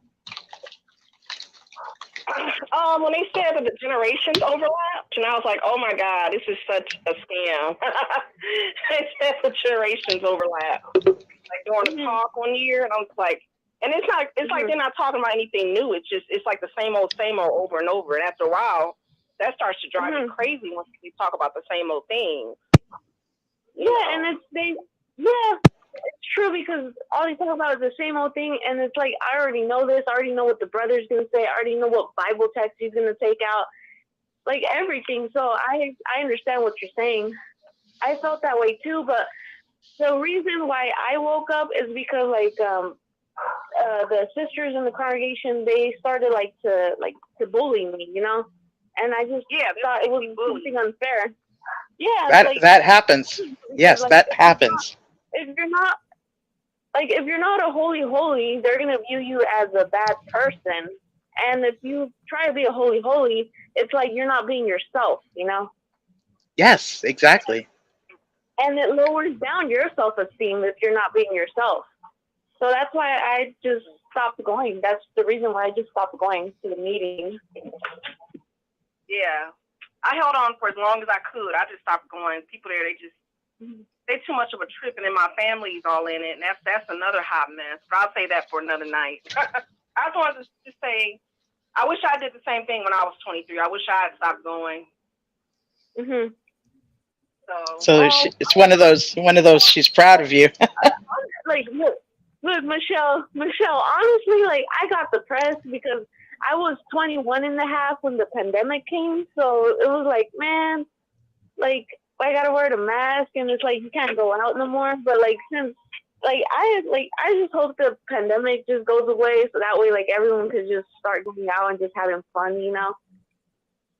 So Yeah. I really got depressed, you know, because when I woke up, it was when the pandemic was here, you know, like 2020. So I got really depressed, especially like when it's winter. I tend to get depressed when it's winter because you can't really go outside because it's too cold and like it's always dark. Right. But if you live in Bakersfield, it's still sunny. We're both in California. Does it snow in Bakersfield? No, it doesn't. I just don't really like the winter. Yeah, we do get a winter, but it's much milder than other states. Yeah, but I understand. Your brother was stating that something to the effect about you going to therapy, and I believe he was saying it because of depression. What is your view on going to therapy? I do want to go to therapy because I feel like I have like bipolar. I feel like I have bipolar because sometimes like I just get happy and then sometimes I just get sad, you know. Like when I get sad, I try to motivate myself and I get like super motivated. But then once I get motivated, after that, like I just get like, oh, okay, like kind of sad. But I feel like it's because of the religion wise, you know, because I don't know why. I just feel like it's because of the religion. Well, the religion made it. Those might just be normal feelings. I wouldn't diagnose yourself with anything like bipolar. I think you're just having normal, natural human feelings. Work with the natural feelings that you have. Mhm. Yeah, because when I went to the club, like my emotions got all the way up, you know, and I just got super excited. Like it was from low to excited, and I just started having fun. And it's like, wow, like I just have like different. I think it's the emotions. Like I just have different new emotions that I've never experimented before. I think it's just, you know, because since you finally get to go out and it's like, oh, I've never been here. It's a new place, or I met someone, or I don't know, something like you just experiment something new, and your body is just like full of emotions. It's like I haven't never felt this before. So it's that spring I was talking about, that if it's held down for a long time, when it gets let loose, it's going to really spring, and it's not uncommon to do some, you know, exaggerated things when you finally get a chance to be free and do things. But the lady that just chimed in is Pixie, and I think what she said was very wise. I understand what you can tell there's something off or wrong or whatever, but as Pixie said, that might actually be some natural, normal experiences considering the situation you've came out of. You know what I mean? So it could be that whole spring getting let loose and then you're doing exaggerated things or whatever. There might not be anything mentally wrong with you. And so the difference between a psychiatrist and a therapist, a psychiatrist is one that has studied the brain and such and understands different diagnoses, and they're the ones that gives medication or chooses not to give medication. But they're the ones that would look at you and be able to evaluate if there might be something up in that area. You know what I'm saying? Something mental, okay? When you go to a therapist, they do not prescribe medication, but you're sitting there and you're telling them things about your life. So, and the way I would like you to look at it is putting aside an hour a week or a month or however many times you see them just for you, you know, like that's okay, just to focus on you. so that you can talk about things that have happened lately or things that have happened in the past. And you're wanting to, so in therapy, it would just help you be more centered as far as how do we act now that we're not in the organization? What's normal and what's not? And being okay with who we are. And that's another thing. We usually don't have an idea of who we are. So that gets to be discovered too. And that would be something you develop like film. Back in the day, we used to go to these places. We used to turn our film in and leave them there for a day or so. And then they'd get developed and we'd pick them up. But your personality gets to develop the more you pursue your self-interest. So last night you went out dancing at the club, right? Well, let me just say, I think you like dancing. What do you think? Is that? I actually do enjoy dancing. I actually really enjoy like just being around people. Like that's what makes me the happiest. Like just to be around people and to socialize and to express yourself. Like to express yourself like who you like truly are. Like without people judging you. You know. Yeah, and sometimes That's how I've always been. Mm-hmm. And sometimes we might change the way we look at things, and who we are is different than who we were 5 years ago, or that's normal too. So just know that. And I want to let you know that people like us that have came out of a high control, high demand group, a lot of what was going on with us was abuse, even though we didn't know it. So when we start finding partners, and I'm telling you this because you're in your young 20s, okay? When we start to find partners to be with, romantic partners, we are going to attract people that will abuse us, and we won't even realize that they're abusing us. Until we learn some of the abusive things that the organization has done with us, we won't recognize that we're being abused. So that's like some stuff that in other words, like there's this one thing called learned helplessness. And you know how the organization teaches us that even if somebody tries to attack us and stuff, that we are to not really fight back, or to pretty much take it and turn the other cheek until you have no more cheeks, right? Because that's what they believe is better. I remember that, yeah. And we were abused, like we are like abused, like not even abused, but like spiritually abused, socially abused, because they shun you. I think personally that's what hurts me the most. That they like your friends that you knew for a long time, they just shun you. That hurts a lot to me. Are your parents still involved in the organization? Yeah, they are. They're still involved. My dad is. She's involved. My mom, she's a PMO. She's physically in, mentally out. She no longer believes in it, but she's still going to the meeting. This is for all the PMOs. We love you. Yes, tell mom that one. That we love the PMOs. Yes, we do. But I understand she's doing what she has to do, even though. Yeah. So I mean, she's technically she's tired of it. She doesn't even want to go to the convention no more because she has a convention tomorrow, Sunday. She doesn't even want to go. She's like, "Hey, convince your dad to go to the beach or something because I'm tired of it." And learning the same shit over and over again for decades, And that's true. It's recycled. Yeah. Sounds like it's recycled. I think the beach is really a spiritual experience. Mm-hmm. Also, so this is Pixie again speaking with you. Go ahead, Pixie. Boundaries. Your library probably has it. It's called Boundaries. Boundaries. Okay. I got it down.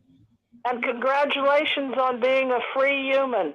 And feel your feelings and scribble down what you feel. And I think you're probably a very healthy young person, but just some a little bit of therapy can't hurt you. I don't think you need a pill for anything. I think you need beach, brunch, and a journal, and read boundaries, and you're going to be just fine. Thank you. Thank you. So Pixie is a woman of wisdom who will call in on this show and give comments like that all the time. And they're 9 times out of, I mean, they're very positive things, you know. So I love the fact that that's how she views you. You know, if you did need medicine, it's super important for you to get medicine. Like if you're hurting yourself or you're wanting to hurt others and stuff, you know, you want to be very honest about that and say so. And I don't know about your insurance situation, but you know, there's Cal Optima. There's sometimes different places that if you don't have insurance, they would be willing to see you. So you could call 211 to find out, you know, and please write down indoctrination, the word indoctrination, which is a podcast. Okay. And that it's a podcast with Rachel Bernstein. And she's in the LA area, Los Angeles. Okay. And she was my therapist for a time, not a long time, but for a little bit of time.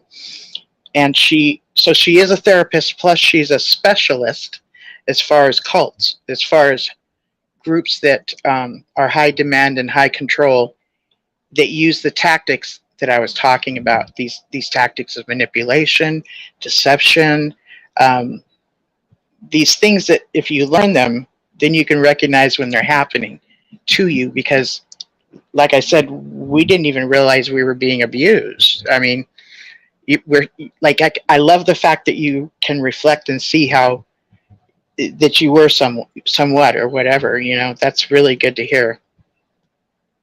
So the warning is, be careful with the gentlemen or whoever you start dating, because if you're getting abused, you might not even realize it. So, you know, have fun, but be careful. And like what Pixie said, time at the beach, nice brunch, and the book Boundaries. This is the thing about boundaries. We never learned how to set boundaries. Do you know what boundaries like? Do you know an example of boundaries? What boundaries would be? Boundaries is a limit. Yes. Yes. Okay. Yeah. So if you and I were hanging out buddies, and I was hanging out at your place for, I don't know, 5 days, 15 days, you would need to set a limit with me. 5 days is okay, but 15 is not. So you would set a limit with me. If that's the way you see what I'm saying? So you're setting a boundary with me because you invited me over and we're hanging out and having a blast. But man, once I get to that 15th day and I'm thinking, oh, it's cool, I'm now irritating you to no end, right? So depending on how you're experiencing me, you would want to set a boundary with me and say, you know, 5 days is okay, 15 is not. We can't have that done again, you know. And if I don't know that 5 is better than 15, I'm going to keep doing that stuff and thinking 15 days to 30 days is all too fine with you because you did not set a boundary with me. Does that make sense? Mm-hmm. That's an example of a boundary. Like to have your limit, right? Oh, yeah. The line. Yeah, to know your limits is really good. Yeah, also the book, The Rules. I don't know if that book is still out there. I'm sorry for laughing. Are you talking the rules books? The rules books for girls? Pixie? It had a really brilliant point in The Rules. Okay? Okay. When you have a lunch date with someone, that's to interview them. That's to find out if they should even be a friend. Not even like that you're going to sleep with them on the next date or anything. That's just the first date is like, well, did your parents have a nice relationship? Do you plan to have a good work career? You need to learn to interview people And not just in romance, but like if you had a pal at work, find out if that pal at work is a good pal to have. So ask questions. Mm-hmm. We learn to answer questions. We need to ask questions. Mm-hmm. Oh, that is so true, Pixie. We learn to answer questions. We have not been, yes, we deserve to ask questions. Yeah, that is so true because being in the organization, I remember I used to question my mom a lot about the Me too. Watchtower. I didn't have to do Me too. that, and then she would always. Well, we all used to question at some point, and they will always tell us like, "Oh, you're not supposed to question stuff. Question the governing body. Just Question loyalty." It's like, question your pal at work before you go to the beach house with a friend. You need to know who people are.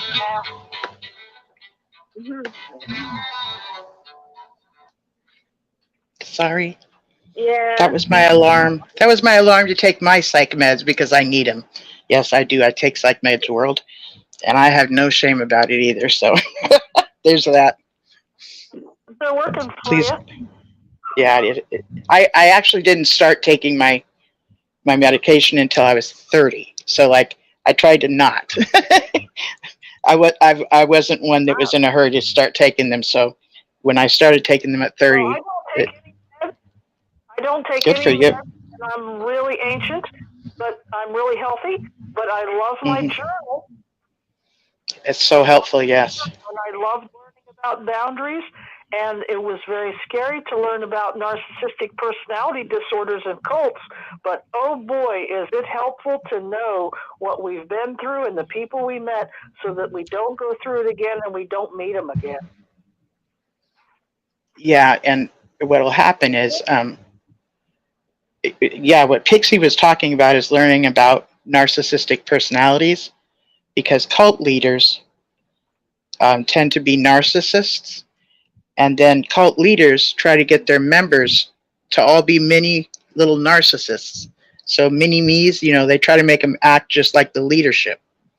So if we've dealt with elders that have been ridiculously abusive and very matter-of-factly insensitive, they might have been trained to be a narcissist, and that's not really helpful for relationships. It's what it is really they're very anyways, learn about narcissism. It's very eye-opening. Yeah, and I want you to definitely look me up on Facebook under Linda James. I don't go by Apasta Babe on Facebook. I go by Linda James. Linda James. I'm gonna write it down. Okay. Linda James. Yeah. Okay, I got it written down.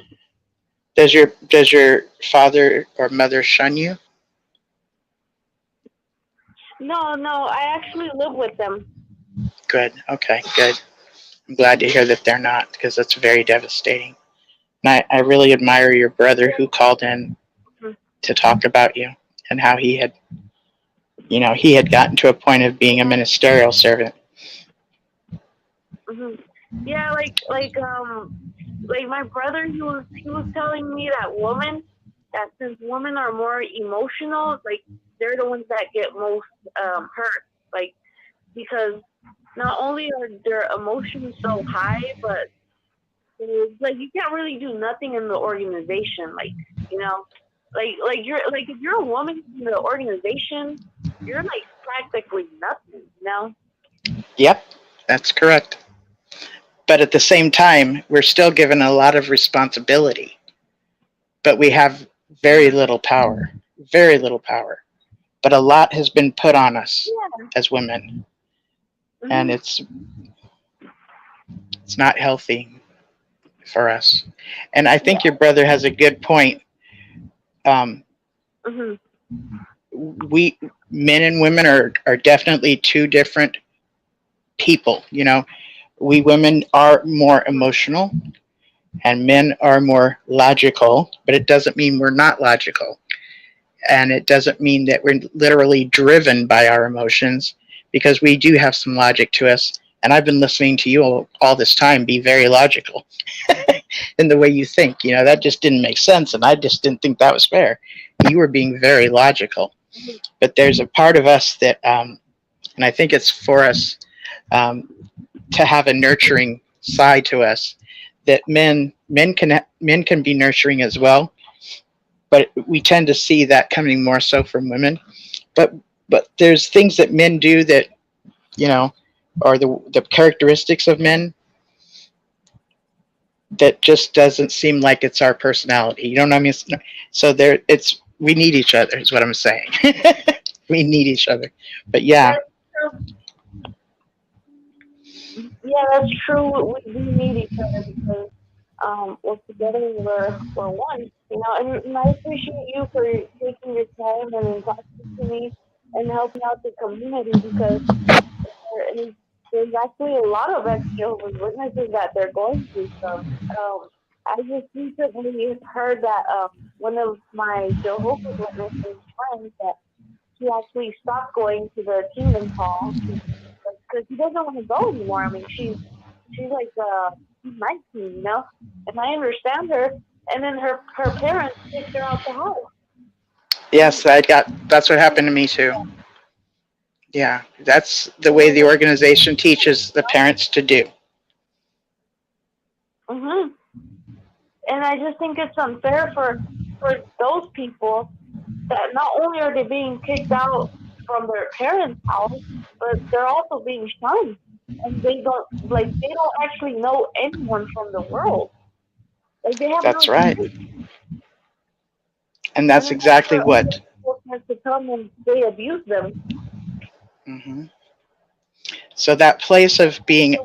They end up suffering.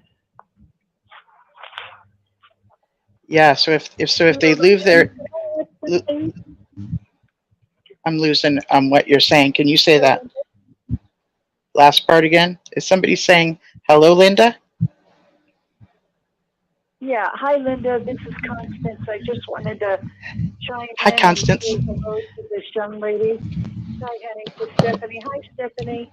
I'm an XJW and I'm in Northern California. So you're between Linda and me. So where you're located in Central Valley. But what I wanted to tell you, honey, is a couple of things. There's an XJW that I met that's down in San Diego, and you might want to jot down her name. She's a licensed clinical social worker, and she's also an XJW. So, do you have a piece of paper there to write down her name and number? Yes. I have my notepad right now. Okay, honey. Her name is Kathy with a C. Harris, Harris, and she's an XJW and a licensed therapist. She's down in San Diego, and this is her mobile number, her cell. So it's 1-619-807. Hold on, my phone just went out. Hold on. The screen will go black. Go black, yeah. Yeah, 1 second. So it's 1-619-807-9159. That's her personal cell number. And she's just lovely. She's a really lovely person. So I just wanted to say that, and I've been listening to your testimony. And where are you going to college, honey? I am going to Bakersfield College, and I am studying for Administration of Justice. Oh, what? Good for you. Administration of Justice? What would that lead towards later as far as a career? I don't know. You could be like anywhere in the police department or in court, you know, just like serving and providing justice for the community. Okay. Yeah. Very nice. Very nice. I'm going to say, honey, stay focused on that. You know, stay focused on your education, because that's going to be a ticket for you to advance in life. You know, because witnesses are not into education at all, honey. So don't get sidetracked on that. Stay really focused on your studies. Oh yes, yeah. Ever since I started going to college, well, fairly recently, right, a month ago, Yeah. I've learned that books and knowledge is power. Like, well, I mean, you guys already heard the expression, but like as a Jehovah's Witnesses, like you just learn so much. If you actually do critical thinking and college, they just teach you like to question people and they teach you like how people are gonna manipulate you, and they teach you to do your research history, past, present, and I was just like learning so much in college. Good. I know, right? Proud of you. You know. Oh yeah, because that's one thing education does teach you is to, develop those critical thinking skills and to think outside the box. And it's all positive. There's nothing negative. Honey, I remember I was in a marine, marine biology class. And my professor had graduated from Stanford, and he happened to be Jewish. His last name was Zuckerberg. No, wait a minute. Zuckerberg is Facebook. His name was Mel Zucker, and he was Jewish. He graduated from Stanford. He was a great, great professor. And so we're learning about mollusks and, all these things about the marine biology. It was really fascinating. But he said this one thing that had nothing to do with the class. And to this day, I treasure it like a 24-karat gold. He said, just in his lecture, he said, be sure and always question authority. He said, if you cannot question authority, there's something wrong with that picture. And I thought, well, this has nothing to do with marine biology, but he's just trying to share this with a lot of people. It was a daytime class, a lot of young people in their 20s like you, Stephanie. And I thought, oh yeah, I can see why he would be saying this, because it's pearls of wisdom, because he's Jewish. And what he was talking about was the Nazi Germany, the Jews when they were persecuted and thrown in the fiery oven, in Nazi Germany time. So that's what he was talking. He didn't say that, but that's where he was coming from. And he was saying it's very important to be able to question authority. And I'll never forget that. I'll never forget that. And that's the thing about being a JW. God forbid you question authority. Well, if you have critical thinking skills, the first thing you'd say is, well, why don't you want me to question authority? Why don't you want me to question Watchtower? What's wrong with it? What are you trying to hide? So, honey, stay really focused. And now that you're out, it's really sad because so many people are older. I'm in my late 60s now, and I'm very grateful I got my education. I'm very, very grateful. It's one of my highlights of my life that has just brought so much happiness to me. And, I can support myself financially. I don't have to be married. I don't have to have a man. And yet, you see a lot of witnesses that are older, and they're barely making it. I mean, they're barely making it financially, and that creates a lot of stress on people. That's not good. So, honey, just stay focused. The boys can come later. Just stay focused on your studies. Get through that. This is your time in life that is really precious. And the organization, they want to mark you for getting an education, which is pathetic. That makes my blood boil. It really does. So I'm proud of you, honey. I have a question. I have a question for you. Did you heard of 1975? Oh yeah, honey. I got baptized in 72. Oh yeah. Well, so why did you did you continue going on to 1975? I did, honey, and I'll tell you why. Because I was fearful of the elders. Mm-hmm. I started studying at 16, baptized at 17, but by the time I was 21, I was ready to leave. But I was too afraid to leave. I was afraid of the elders. I was afraid of the punishment. So it took me till I was 28 when I left. Yeah. Wow. Yep. All the sisters were getting married because it was 75, and they were, they wanted to be married. You know, we had, I'm not kidding you, we had like about literally eight sisters in my congregation that got married just in 75. Oh, yeah. And not many of them have survived, and the ones that have survived, I'm just being real, they're not happily married at all, okay? And I know that for a fact from talking to people, okay? No. They're not happily married, not at all. Mm-mm. And I never married. I never married a witness. I never married. I lived with my boyfriend for many years, but I never married. I had reason for that. So anyway, yeah. But the thing is, you know, I wasn't going to be marrying a witness, and I certainly was not going to be bringing kids into that organization, because I wasn't born and raised at JW, so I could think outside the box, but still, I was very much indoctrinated, no doubt about it. So, but either way, honey, either way, whether you're born or whether you're, you know, indoctrinated later on, because, you know, Watchtower has its tentacles wrapped around your mind, and that's what it is. You have to free your mind. You know, you have to, and that's where education will really empower you. And, you know, it builds up your self-confidence, it builds up your self-esteem. You know, I mean, I remember my mom, she really wanted me to go to college, and I asked her, Mom, why is it so important? She says, Connie, you're going to meet people that you've never met in your entire life. It's a wonderful experience. And it is. I mean, honey, I had professors who graduated from Stanford. I had another professor from Dartmouth University, which is very Ivy League. I had professors that were very, very well educated, and they were all really incredible people, incredible human beings. I mean, they really knew their field of expertise, but they were, you know, besides that, they were really nice people.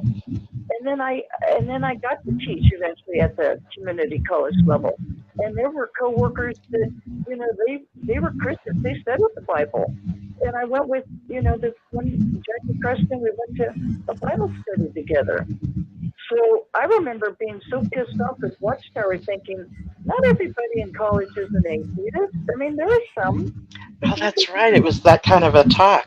That's right. They turn atheist. You're right. Yes.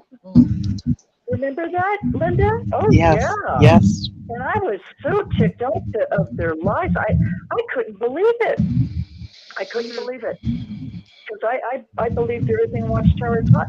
And when I found out that there were professors that loved God and they loved the Bible, I went on a Bible study with her to Hillsboro.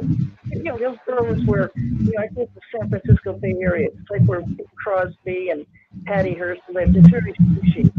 So we went to this Bible study, and I thought, well, I don't know who we're, but, you know, I'm okay. I'm in good company. I'm safe. And it happened to be the Wurlitzer family. And it was this big, gigantic mansion, you know. And it was the Wurlitzers, the ones that they had the organ. They built the organs called Wurlitzer organs. It was the whole family. And so, and it was very nice. I didn't know anybody, but I was sort of taking it all in, you know. And it was like, I thought everybody was an atheist, you know, if they were a professor in college. No, that's not true. I mean, there are some. Yeah, there are. That's where you have to just sort through, you know, what kind of people you want to hang out with and who you don't. But, you know, Watchtower had us, you know, the fear of Armageddon, you know, you associate with worldly people, and you're going to be a drug addict and a prostitute. You know, honey, it's all fear. I mean, you know, you sound like a young lady that's got a really good head on your shoulders. I mean, you really do. So, you know, make some really wise choices. And even like Linda and Pixie said, make wise choices too, honey, when it comes to boyfriends and men in your life. Okay? That's really, really important. Okay? It is. It's very important. With incoming degree, do you have a chance to work as a paralegal?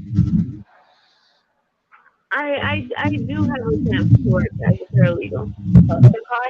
I'm not telling you what to do, but if I can guide you, that would be a marvelous life.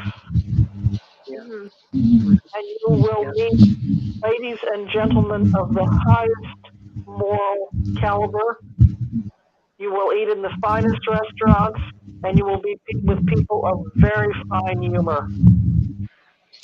So if your degree can steer you toward paralegal, go for it. Yeah, it pays well too, honey. It's a good field. You learn a lot, you do a lot of research. And then you know what, honey? Maybe if you really like it, then you go on to law school and become an attorney and pass the bar.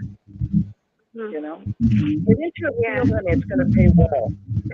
Get into a field that pays it. You live here in California. California is very expensive to live in. So make some wise choices. It's a field that's going to be marketable, which means you're going to be able to get a job and you're going to be able to move up the ladder and do well. That's what you want. You want opportunities for advancement. Yep. And you've got your college friends there too, love, to be able to help you, you know. So utilize their skills to help you in your direction. Yeah, and then what most motivates me is that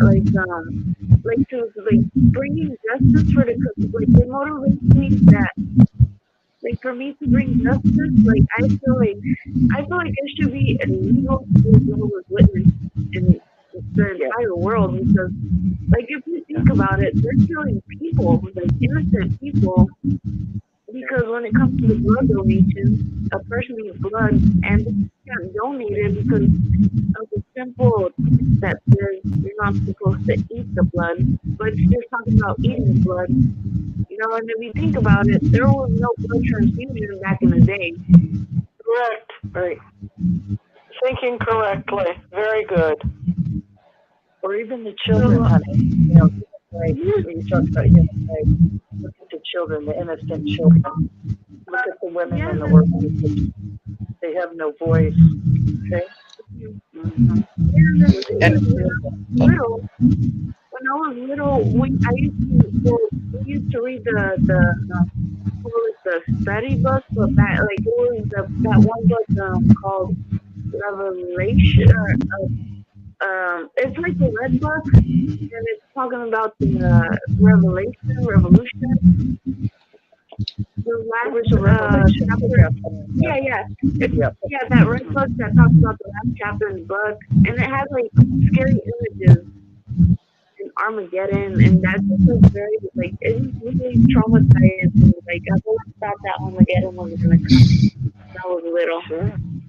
Me too. Well, you're in some of the best years of your life, honey. And let me tell you, life flies by really fast. Okay? I mean, you're only 23, but I'm telling you, when you're really busy studying and with your career and working and, get married and have a family, or if you don't get married, don't have a family, whatever, life flies by really, really fast, honey. So the important thing is to make some really wise choices in your life. You know, that's the key. That's the key. Just remember that. Make some very wise choices, honey, because these are some of the best years of your life. I'm not kidding you. They're great years. You got the whole future ahead of you. Okay.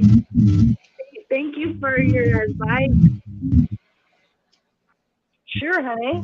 Yeah, keep in touch. You know, my name's Constance. I wish you the very best. If you need any help with school, let me know. Okay. Thank you. I really appreciate you for explaining and your sister needs an advice, a tip, because you have more experience and you have more wisdom. Well, I say it out of love for you, honey. Say it out of love. I want you to have the best life possible, baby girl. Thank you, and same to you too. Because you're still young. Oh, yeah, I feel great. I feel really great, honey. But I'm just telling you, you're in some of the best years of your life. Just make really wise choices, in relationships, dating, marriage. Don't be in a rush to marry. Do not be in a rush to marry. Oh, I honestly don't want to get into a relationship, or I don't want to get married. I just want to go out and enjoy life. I just want to. I want to have friends. Yeah. Yep. It's important. It's important. I'm mostly craving friends. Yeah, that's wonderful. You make a lot of, friends in school. Study that you study with. Yeah, it'll be a real pivotal point in life. You'll look back and, you'll be really happy. I know that the happiest years of my life, some of them were when I was in school. I loved it. But in my case, I had to work full time and go to school at night. So I was, super busy. I had a home, I had a mortgage. I was super busy. So, but I loved it. Oh my gosh, honey, I loved it. Just loved it. I was like a sponge taking it all in. So good, honey. So really good. So I'm really proud of you. Just stay focused. Don't get distracted. And if you do, just reel yourself back in.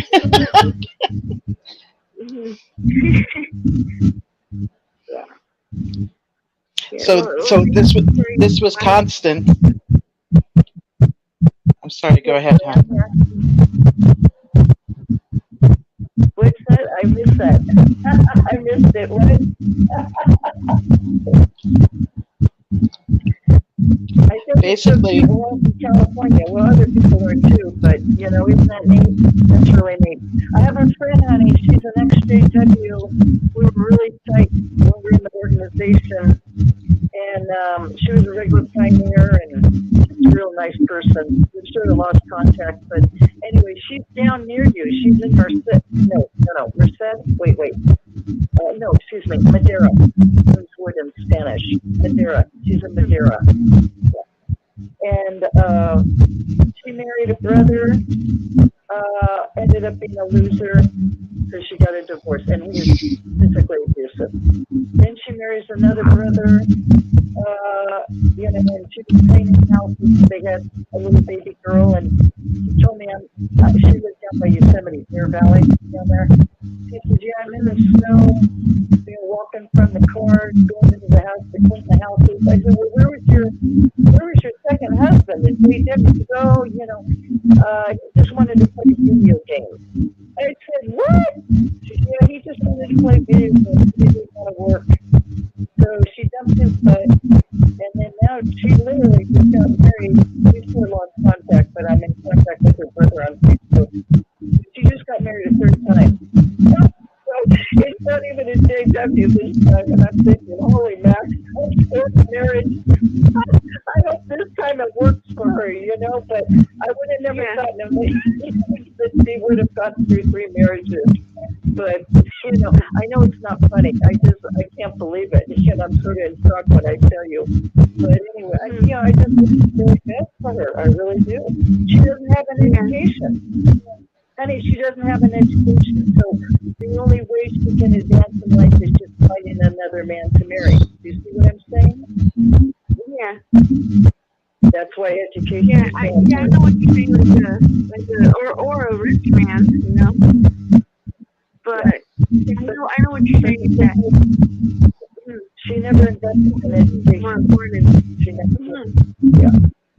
If you become a paralegal, you'll have the finest knights on earth because every lawyer is a knight. They have Esquire after their name. The only profession that does. Yes, of course. Long hours. Long hours. That's a heavy duty profession. It's a real nice. When you say that, Pixie, every lawyer is a knight, like knights in shining armor, knight? Is that what you're talking about? They have the abbreviation Esquire after their name. Now, Okay. a doctor has MD after their name, and there's lots of people that can have a doctorate if they get their doctorate after their master's degree. But the only profession that has Esquire are attorneys. I did not know this. Okay. It's fascinating. But you know what? I'm not trying to knock attorneys, but I'm a real person. I choose doing real. A lot of attorneys. So that's part of what you're doing. Two people are talking at once, so we need it to be only one at a time. Whoever's going to go. Okay, I'm done. Good night, everybody. Bye. Good night, I was Pixie. going to Thank say, you for calling in. is a great profession, but there's a lot of alcoholism and cocaine among attorneys. Okay, so let's get real. Oh, wow. Yeah. Yep. Wow. I never knew It's that. a very tough profession. Oh yeah. A lot of them are Wow. into heavy drinking and cocaine. Yeah. It's a heavy profession. It's heavy duty. Mm-hmm. It really is. So, go into the field you like it and put your tippy toes in it and see how you like it. And, if you like it more, then just continue on. But just get into a field, honey, that you're going to really enjoy going to work. Going to work every day, 40, 50, 60 hours a week. You got to do it not just for the paycheck. You got to do it because you really love it. Okay? My cousins worked with attorneys, and I was shocked to find out that a lot of them were into cocaine. It's a hard field. It's not easy. It's not an easy field, especially. Some have doctors in there too. Yeah. Oh yeah, honey. There's no doubt about it. She said she's going into the administrative justice. So she already said that's what she's going into. It's wonderful, terrific, fantastic. Oh yeah, I agree. I totally agree. I'm not discouraging her, but I'm just being real. I know people giving her a heads up on what. Doing very well. This is usually the time of. So that was Constance you were just talking with, and both Pixie and Constance are women of wisdom that call into this show all the time, and they love to share their wisdom. They love to, they naturally are supportive and really want to share the wisdom that they've learned. So, you've gotten a whole lot of wisdom tonight. and I'm really, really proud of you. I'm really proud of you. I can tell by the way you've been talking that you questioned things when you were younger, and today you have this desire for justice. You're one of you're not an ordinary one. You have this. There's a part of you that's a bit unique, and the world needs people like you. And yes, the world needs everybody, but you're one. I can tell there's a part of you that is just not going to sit there and take it. And you're going to be a mover and a shaker. And that's what comes natural to you, is what I'm thinking. I'm not just trying to tell you that's who you are so that you'll act that way. I have a feeling you already think this way. And what would be comfortable for you in your future is that you get to do things that would make you a mover and a shaker, that would end up working towards justice, because that's your passion, right? So I think whatever route you take to get there, I'm proud of you, and I can tell you're going to get there. I really believe that you are. And definitely find me on Facebook, and let's keep in touch. And I think you're an amazing woman, amazing young woman. And please thank your brother for calling in. I appreciate him doing that.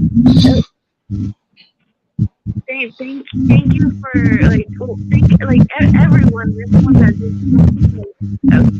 circle of wisdom. I really appreciate every single one of you guys for listening and to actually give me tips and advice for my future. Well, thank you for listening to me.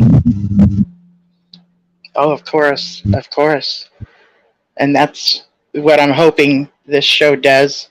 Healing After the Watchtower, I would say about 80% of it is just kind of listening and knowing that people who understand this culture that you came from would really understand you. Because if you mention this stuff to someone who's never been within the culture of the organization, they just don't get it. They just don't. And there are people that are very positive in the XJW community, and then there are people that are just not, and that are toxic. So once you once you go along, you'll be learning which ones are and which ones are not, and then with your own wisdom, because you can tell by both of these gals that was talking, both Pixie and Constance, as they were telling you things, it was from their wisdom, from what they've walked through. You know what I'm saying? From what they've experienced. That's where their wisdom came from. We were learning in the organization how to have accurate knowledge. Accurate knowledge is about what you read. I'm sorry, what? Go ahead, Pixie. The band REM? Yes. Yeah, that song, It's the End of the World as We Know It, and I Feel Fine. Yes. It's the end of the world as we know it. Yep. Yeah. I've heard of that song before, yes. Okay, well that's the theme song. You need to play that song and sing it really loud whenever you want to, often for the first few weeks, and then maybe once a year or twice a year, whenever you need to play that song. That you need to have that song. And somebody told me this a long time ago, and they were so right. Because we have been indoctrinated with this Armageddon fear. Many of us, even into adulthood, we've had nightmares about it. We remember those pictures in those books. You're not alone on this call. So just whenever you get the feeling, know you're not alone, and scream that REM song. Okay? Yes, I will. Okay, good. I also I listen to Michael Jackson. I don't know if you guys know that one song, Beat It. Yeah. Yep. Yeah, I listen to that song because Michael Jackson used to be a Jehovah's Witness. And right. The other one he's into Don't Care About Us. Yeah. So usually when I'm sad, I just put Michael Jackson Beat It because he's talking to a Jehovah's Witness because he used to be a Jehovah's Witness. Yes, he was, and Prince was too. Yeah. Yes, he was. I love the movie Purple Rain. Mm-hmm. Oh, Purple Rain. Yeah. When you get that Armageddon feeling, sing the REM song. You'll be all right. Okay, thank you for rock on and yeah, going.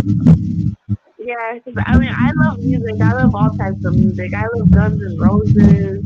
Yeah, all of them. I just can't like all of them. I love all music. Music. Loud. Turn it up loud. And as was noted here, you don't need drugs or beer to enjoy it. Just turn it up loud and dance. That has no harmful effects. Mm-hmm. Yes, you are right. Yes, just turn up and dance and just enjoy life, and that's it, right? Just enjoy life. Water, go and dance and drink your water. Only the bartender knows that that's a big water, so that you can go and dance some more. And just get your water from the bartender. Don't order any drinks or anything, so that nobody's messing with your drink or anything. Just if you're just go to the bartender and say, "Can I have a Coca-Cola or can I have an ice water?" And they'll work with you. That's the big worldly tip I have for you. Is go directly yourself to your bartender and get your Coca-Cola or your water or whatever you like. Yeah, I'm a non-drinker as well. Like, I'm a non-alcoholic drinker, and what I like to ask for is... Very careful that way. If you go directly to your bartender, then there's no one that can put a Mickey in your drink or anything. Okay. I'm not a paranoid person, but in some localities that has actually happened. So if you're at a nightclub, you go up to your bartender and you say, "Well, I'd like a whatever you want, Coca-Cola or Sprite or just some ice water." And then you go directly to the bartender. If you're in some sort of problem, and let's say that you're with some people that are not good pals to be with, you go to the bartender and you say, well, if you don't have a cell phone, or even if you do, you go to the bartender and you say, "Could you please help me out with this? I need to make a phone call, or I have my cell phone, but the people I'm with are not cool." Okay? Okay. That you can go to that bartender and they will be on your team, okay? Okay. You kind of need to know that in life, lady on by yourself, okay? Mm-hmm. But again, Okay. ask, all right? Yes. Okay. Thank Rock you. on. Sure. Yes, rock on. Definitely. Turn up the music and live life live the moment and forget the past. That's right. Stay hydrated and dance the night away. Yes. So the drink that I usually order when I go out, and what Pixie is saying each and every time is, you go to the bartender. You order your drink from the bartender. What I was going to say is I like to get cranberry juice and pineapple juice mixed together on ice. I don't drink alcohol. But yeah, that's something that, it can help you. And I get water too, so that's a good combination too. Pineapple juice with cranberry juice with ice, and it's very yummy. Cranberry juice. Yeah. Yeah. But I'm very glad you called in. This is usually the time. Was there anything else? Sure. Was there anything else you wanted to share or ask or anything else? The last thing I just want to share is that that I just learned that reading books and learning new stuff is the most important knowledge and point in your life, because you're never gonna stop learning. That's what I've learned ever since I stopped going to the Kingdom Hall. Just keep on reading books, because back then I used to hate reading books, and now I have a reading library at my room. I love reading books. I enjoy reading books because you're learning something new. Yeah. You've heard the term knowledge is power. So when you read things, you're taking it in as knowledge. When you walk through things, you're learning things through experience, and that's how you gain your wisdom. So Yeah. good for you. Good for you for being at that place where you just are so craving, wanting to learn more. Yeah. And when we're in college, it's actually not like, back when we were in school and hoped we would pass, and if not, we'd be cut back another year. I mean, when you're in college, the teachers are held somewhat responsible if you don't pass. So they're much more for you than how it was when we were in secular schools and stuff. They're much more about making sure you learn. So you can go to them and say, I'm not getting this, or whatever. They want to hear that from you because they want to make sure you get it. That's part of how the university looks at them, for them being responsible to make sure you get what you're supposed to learn, which is very different than, when we were in just the kindergarten through 12th grade. Yeah. Yeah. Well, thank you. I really appreciate you for spending your time, and I really appreciate you for also helping others, for those in need, because we've been seeing the same struggle. So I really want to to thank you and give a shout out to you for helping the rest of us in the community that's been through stuff. I appreciate that a lot. Thank you. Yeah, you're gonna be one of those too that does this kind of thing as well, and maybe not in the way that I am doing it, but you're going to be a help to many. I can tell already. Before they even find out your name, as a result of the things that you do, many will benefit. I can just tell, and it makes me actually very excited. It just makes me very excited. So yeah, good for you. Thank you. Thank you. So I'm going to go on with reading one more topic under this types of bullying. And the third one is called physical bullying. And that would involve hitting, kicking, pinching, spitting, tripping or pushing, taking or breaking someone's things. Now, this is something I've seen a lot. Ordinarily, a jealous boyfriend will take, or a jealous girlfriend will take the phone of their partners and literally bust it up, break their phone. That's a common thing. So breaking someone's things, making mean or rude hand gestures. You know, you're nuts, like stuff like that, like hand gestures that are just like.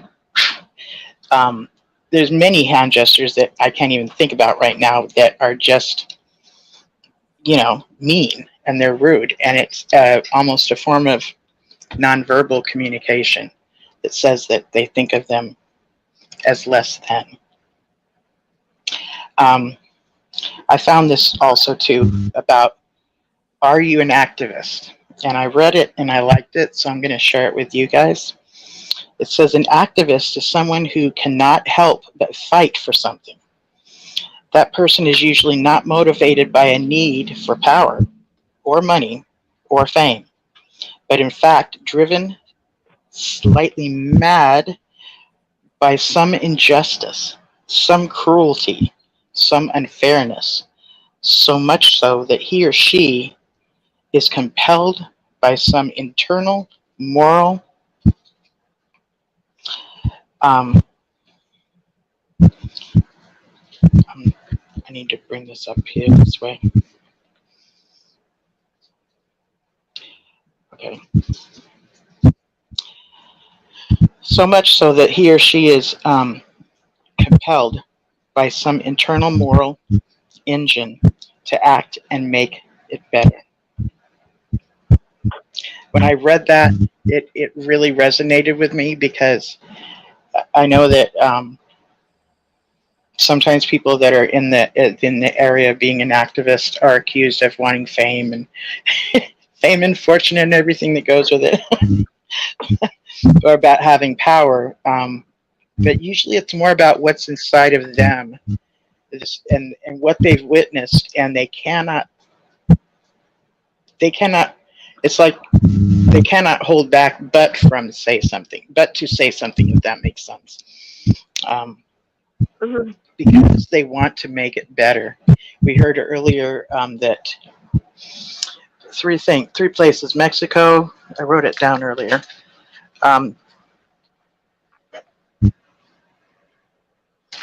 Mexico and two other places, two other countries are protesting the headquarters in their country, and they're doing it for those same three reasons that I was mentioning. Change.org is doing it for the blood doctrine, the shunning, and one other thing. I forget what it was. I forgot it earlier too. I'm sorry, people. And then there's this other thing here I wanted to share with you. It says, I learned a long time ago, the wisest thing I can do is to be on my own side. I love that. Is to be on my own side. Be an advocate for myself and others like me. So to begin with, you want to be on your own side first. When we were in the org, it was about we treat others better than us, but this is more about standing up for what is right for me and others that have been in the same kind of situation as me, and I want to stand up for them or be an advocate for them. So yeah, these were a few things that I wanted to share, because sometimes advocates or activists are just told to just, why can't you stay quiet? Why can't you just go on with your life and let it go? And there are many that leave the organization who do that, and that works just fine for them. But I'm one of those people that I really want to reveal and expose the injustice that I did not deserve when I was in the organization, nor do the present Jehovah's Witnesses that are in the organization deserve. I don't have a problem with what you believe. Your belief system is not where I'm coming from to change. If you want to believe that is Michael the Archangel is Jesus, or that there's 144,000 and there's a big flock and a little flock. These are these doctrines that the organization teaches. My thing is, what is the policies and practices and the techniques that are done to get you to believe these things? Okay, that's where I want to educate people, and that's what I'm more so about, and why I do this. So I don't think that everybody should have the same belief system at all. It's when you leave the organization, you're going to discover where it is that you want to reside in a spiritual manner or not, and that is up to you. But I spent time in the organization telling people, you need to come join my church so you live through Armageddon, okay? I don't have to do that today at all, at all. And that's just really freedom for me. What was that phrase again, Linda? That was so helpful. This last one? Your own side? Yes. I learned a long time ago, the wisest thing I can do is be on my own side, I love that. That is brilliant, wonderful, perfect message. Yeah, like, I'm just going to, like, it's okay for me to stand up for myself. I read a Charles Dickens called David Copperfield. The Magician? And no. Where he got the name from was a Charles Dickens story. Oh, I see. Okay. Charles Dickens wrote Oliver Twist, and they made it into the movie Oliver. Yes. And then the Christmas Carol that he's famous for, which is really not about Christmas, but about something much deeper. Well, in the movie or the book David Copperfield, it's about David Copperfield's journey to leave home, and his father was in debtor's prison. Debtor's prison? Everything financially wrong. They were good people, but they made a lot of poor choices. And his father from the prison, from debtor's prison, looks at him and says, "Mind the main chance." And I've always felt that mind the main chance was very similar to what you said, be on your own side. Yes. And then it goes on to say, be an advocate for myself and others like me. The strangest backgrounds, we make it and we do just fine. Yeah. It's we're going to be okay. And for those that are listening tonight, you're going to be okay. Going to be okay. That's right. Yeah. You're going to be okay. And the other show is called Great Expectations, and that's some of the same themes, where we have our own journey to success, and sometimes people help us out of nowhere. The more recent version of that's the same script as the one with Top Hats, but it has Gwyneth Paltrow in it, so it's a modern version. And, okay. Yeah. If we mind the main chance and we look after our own interests to be on our own side, most have a pretty good life doing that. Yeah, that's a very good one. New thing for us, Jehovah's Witnesses, to consider ourselves first. I mean, that was never taught. Like, to say things like, well, actually, that's it isn't either, because they're all not going to work for me. Or a family that didn't teach them about money, or they didn't have any love growing up. In all the Dickens stories, they start out with something's missing, but they provide it for themselves. Okay. Oh, that's wonderful. And you don't have to read the books. All of them made tremendously wonderful, deep movies. Yeah, those are movies worth watching, because the lessons that are learned are taught in such an entertaining way, you know. And there is a great need for entertainment. Entertainment is something that's very healthy for the brain. It gives you a mini vacation for an evening, which is super healthy for the brain. It helps you get up and go again to finish, to go back to the ordinary, daily routine, daily grind. When you get to do some entertainment, it's like a mini vacation, and it's to rejuvenate you, and yes, you can learn things through entertainment too. Yeah. So this is the time of the night where I suggest that people call in, because I'm going to be exiting the YouTube and going to the phones, and whoever's on the phone to remain on the phone. So that number is 727-731-6701. And again, that's 727-731-6701. So in a little bit, we'll be leaving YouTube. And I'm sorry, YouTube audience, I did not open up to see who is in the chat, because I was looking at all my stuff that I had set aside here to remember what I was going to talk about. And so what I talked about tonight was the types of bullying, what being an activist is, change.org, about, I'm going to post that on Rick Farron's page. And if you look at it and see what it's about, if it works with your conscience, I would like to encourage you to sign it, and that you don't have to use your real name either. And I talked about Roberta as a guest on Dan and Angela's channel, YouTube channel. So they interviewed someone that came from the Worldwide Church of God. And I got to watch that last night, and it was just, I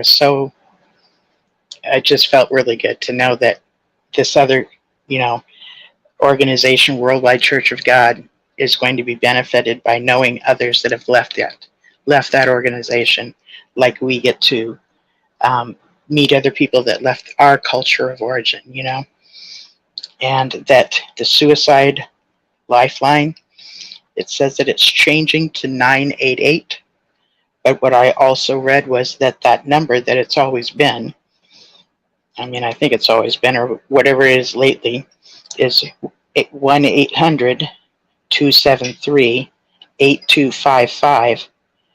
It's going to be, you can simply dial 988. 988.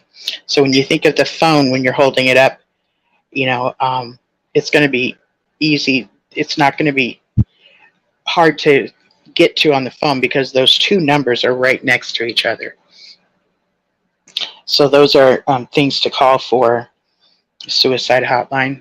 And again, there's ways to get in touch with the suicide hotline through the internet. There's chatting.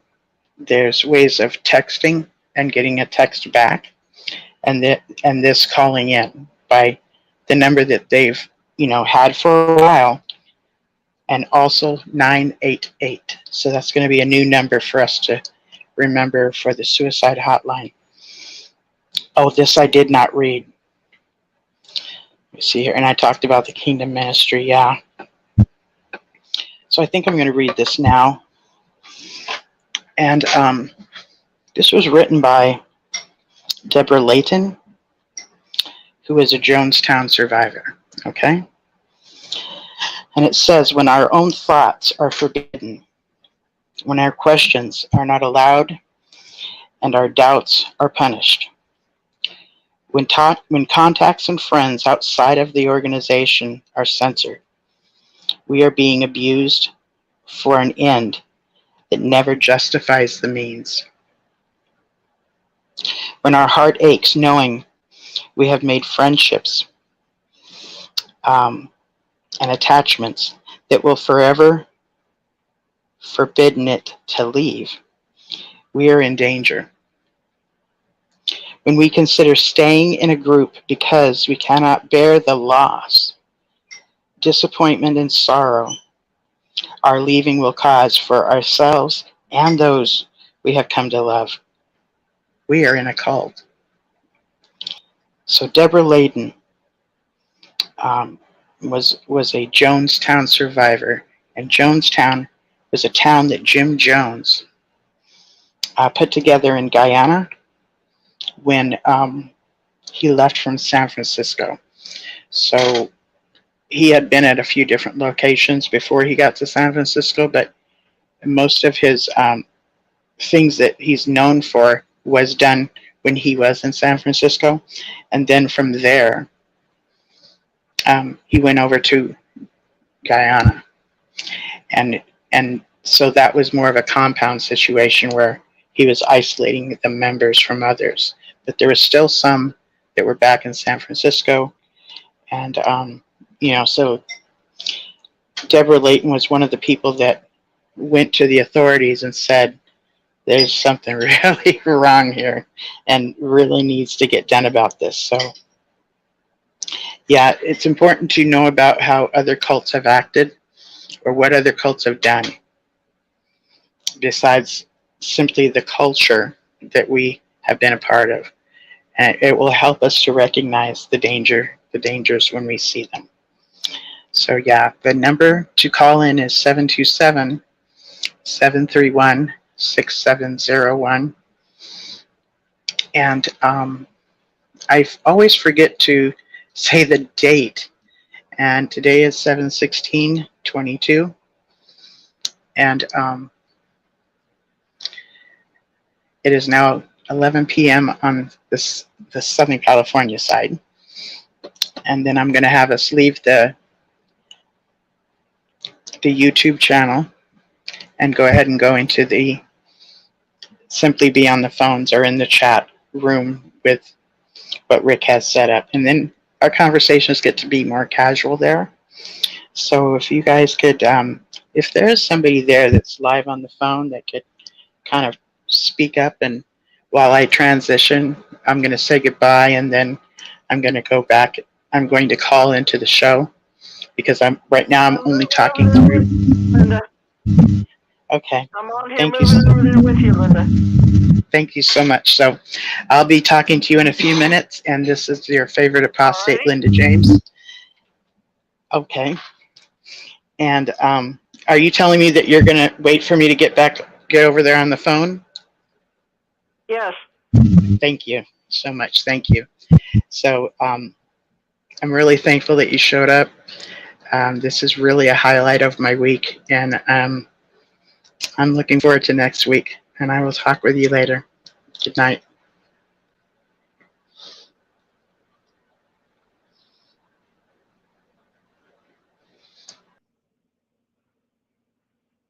Hello, Pixie. Are you there while Linda transitions? I am. I'm here, and I'm wishing I had some cranberry juice to go with my pineapple juice, because that sounds like a pretty drink.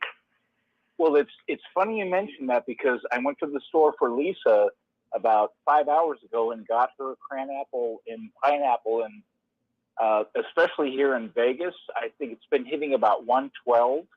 How refreshing that is to have a nice frozen drink and just to have something just to break up the monotony of having to walk outside and it's 112 degrees. My goodness. Oh, my goodness. Yeah. I'm wondering if the pineapple and cranberry does a kind of a tequila sunrise swirl effect. I think it might, because if the pineapple syrup juice is heavier than the cranberry, it should make that swirly swirl. Well, who knows? I never looked at the dynamics of that, but I did want to make a point about what you and Linda were talking about earlier. Okay. With all these dynamics about the witnesses, and this is something I talked to Anne Marie about at probably, 3:30 this afternoon. There's so many stories about how a lot of women, justifiably so, have just been jacked around by the Watchtower. And I'm sitting here at 53 years old, and I started studying in 85. And I look back And granted, Pixie, there's been dozens of witnesses that have just been ran into the ground with being a mother, a wife, and it's a shame to see. But at the same time, I look back and look how life's evolved, and granted, most of them have kind of found their feet. And women do that. Women do that wherever they are. We've had to 2,000 years. That's right, Pixie. And I want to give you two dynamics that I've come to appreciate. When my father died, I realized when he died, my mother, it took her about 7 years to find her feet physically to get back in the workforce, but she still provided a house for her kids after my dad died. And I was thinking, what would have happened if the tables were turned? And granted, I'm not here to be an apologist for, feminism, but there's something about a woman that digs her heels in and she says, I'll do anything for my kids. They do amazing things. Now, all women do, whether they have children or not. Women are amazing by definition because they've been an oppressed class as a class for the last 2,000 years, and this is not really addressed in pop culture until the book Handmaid's Tale was written. Right. Well, the one thing I do want to say is oppression sometimes is a matter of perspective, because no one made my mother. But it isn't when you still don't make 100 pennies on the dollar, dear. Even chemists. I have dear friends that are chemists, and what was so shocking was that a male and female chemist, remember Marie Curie had in physics and chemistry, and a wonderful marriage. She had it all, okay? But if you had a Marie Curie woman today with her husband Pierre today, they would not make the same salary. This is a cold, hard fact. And unless Marie went in there and asked for a raise to make exactly the same amount as Pierre, even though both great, and she may be a little more talented, she's not making the same dollar. Dixie, I agree, and I'm not here to, like I said, I'm not here. Excuse me, I just want to say I'm here, but I'm going to be going to the potty. Okay. Okay. But my so I need y'all to talk just a couple of more minutes. Sure. Okay. Sure. Right. My point was, you're exactly right. And it took women quite a while to get to the point where they made the wage gap a little more compatible. I understand that. Just the same as if you look at how many men have died in wars as opposed to women. Now that's a gap. Women are signing up now. I was just watching a music recording, and women are signing up now. You always have sociology, and I love sociology. So we're on the same, because I read a lot of the same things too, and they postulated, the population would not be ready for wounded veterans if they were women. They were saying this in the World War I time and the World War II time and so forth. And so, yeah, I see that too. But we're in a different world now, and everything is going to be changing. I just visited my hometown, and I hadn't been there in some time. And, there's a historic town from 1749 that's, we can't make anything too tall in that town, but you go to the bare outskirts of it, and it's a modern, smart city in those spots. And I wasn't even aware of that until about 4 hours ago. Right. Well, everything is going the smart city idea. Right. Well, the whole thing I was trying to kind of get at in the big picture of things, if you look at my experience, I start studying in 85, I get married I get divorced. And I remember talking to Anne Marie about this at about Was it a witness divorce? You got to tell me more. Oh yeah, I was married as a witness. Yes. But, okay, but now we're talking. Now we're dishing because until about 3 weeks ago, I'm born in, right, and I have Charles Taze Russell's autograph in the family Bible. Right. So that's as far back as it goes. Right. And it dawned on me, even as a AARP member at this point, good looking as I am, but I'm still an AARP. I'm older than you. Truth about Dixie, she's not a 17-year-old. But I play one on the radio. It dawned on me truly about 3 weeks ago that men are all men, and it wouldn't have mattered if I'd married a witness or not. Because the relationship and dynamics, romantically, sexually, financially, at home, men are men. And for some reason, I had the witness gentleman on a pedestal. Right. And the more I hear people chime in, and the more I read, I did well not to marry within the fold. I understand that, and I appreciate that. The point I wanted to make, Pixie, just to stand back and just be kind of, now granted, I'm 53, so I've been through a little bit of life, and I found out about, not only can I look back and find out about times where I've been just an arrogant prick and been a bad partner to, but at the same time, I remember talking to Anne Marie, even at 29, when I finally had to sit down with my wife and had to file for divorce, and we're sitting there having dinner, and I realized, okay, this dynamic's over.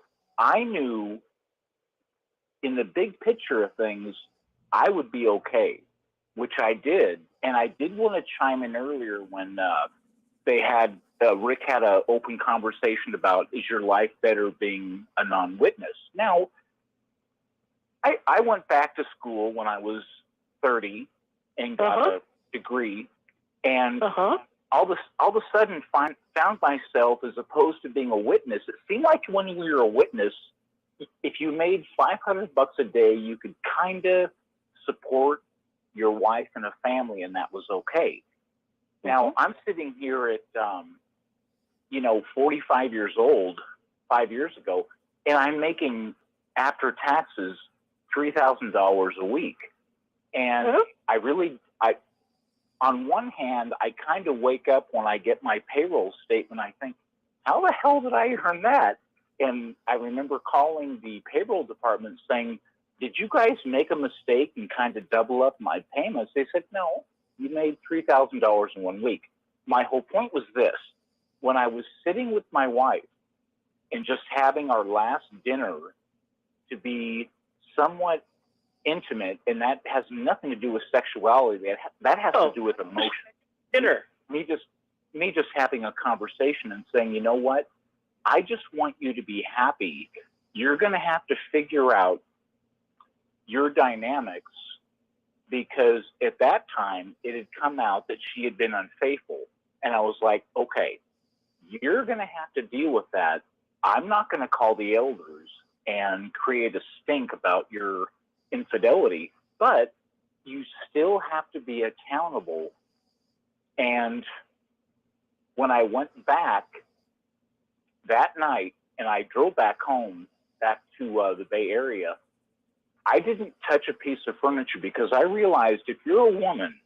Oh, we talked about the furniture before. Let's get past that. Well, but Dixie, I'm getting to that. My whole point was, if you wake up in the morning, you can be a man and wake up in a cardboard box and pretty much figure your way out of it.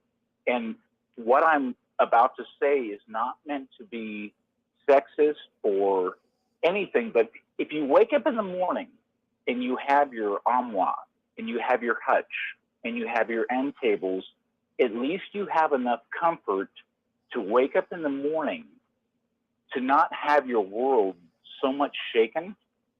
I left my divorce for nothing. My husband was the furniture guy. He's the one that loved furniture.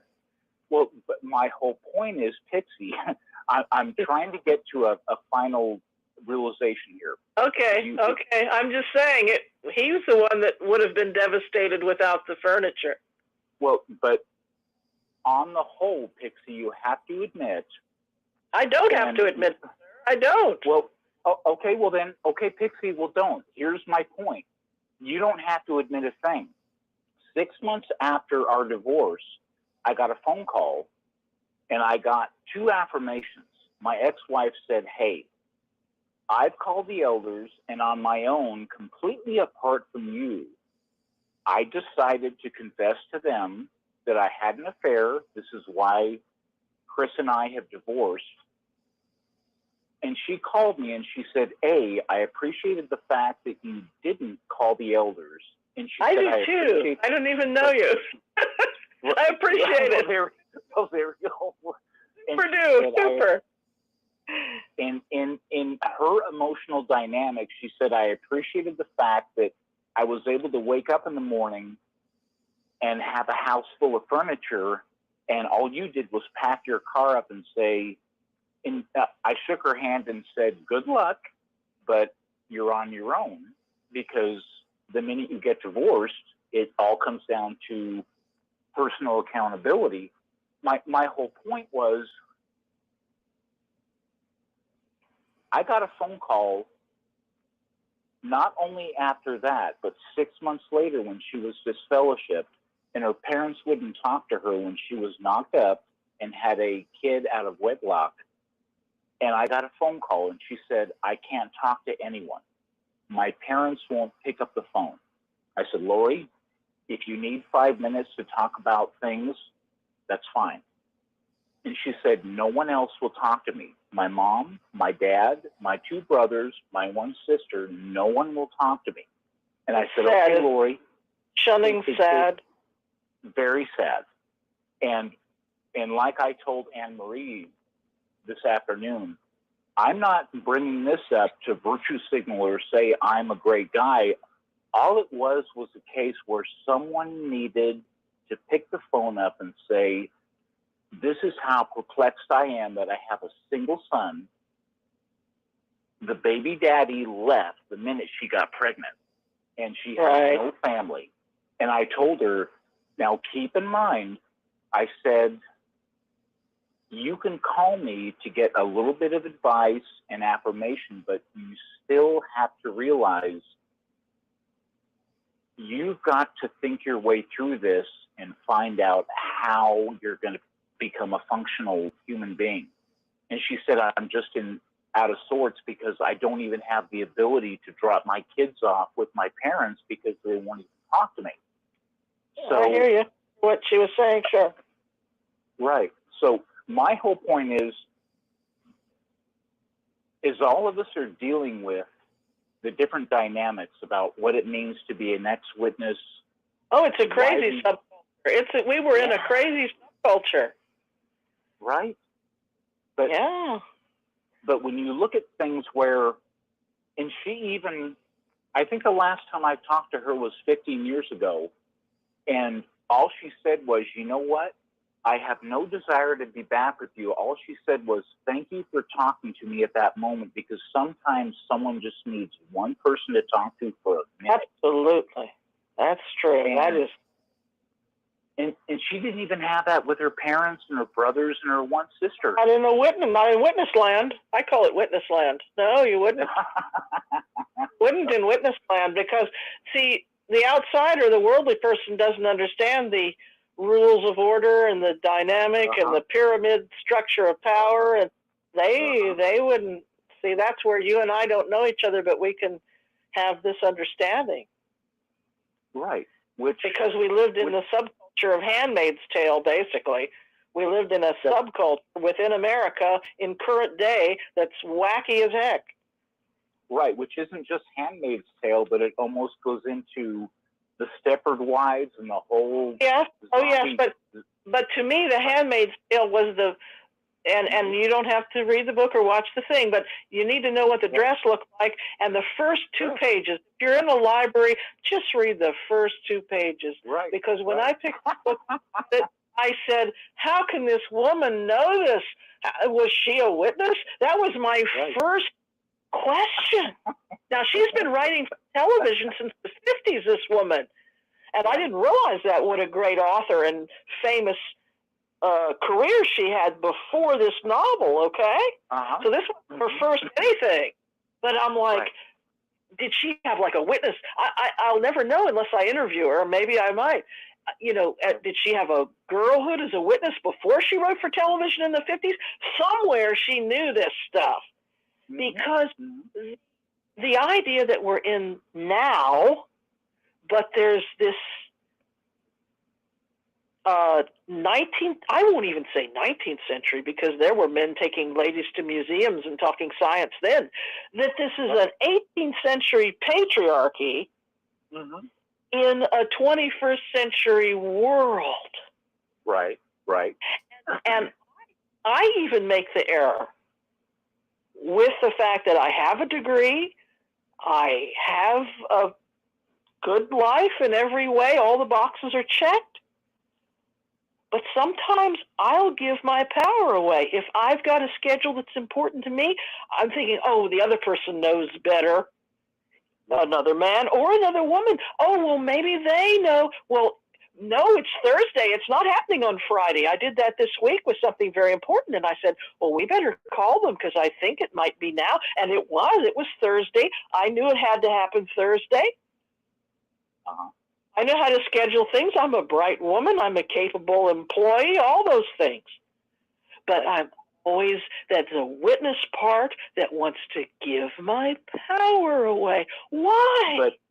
But keep in mind, Pixie, if you're a man in the witness, you're giving your power away every day, because the closer you get to the elder, we both are in the slave. It's a master mentality. Yes.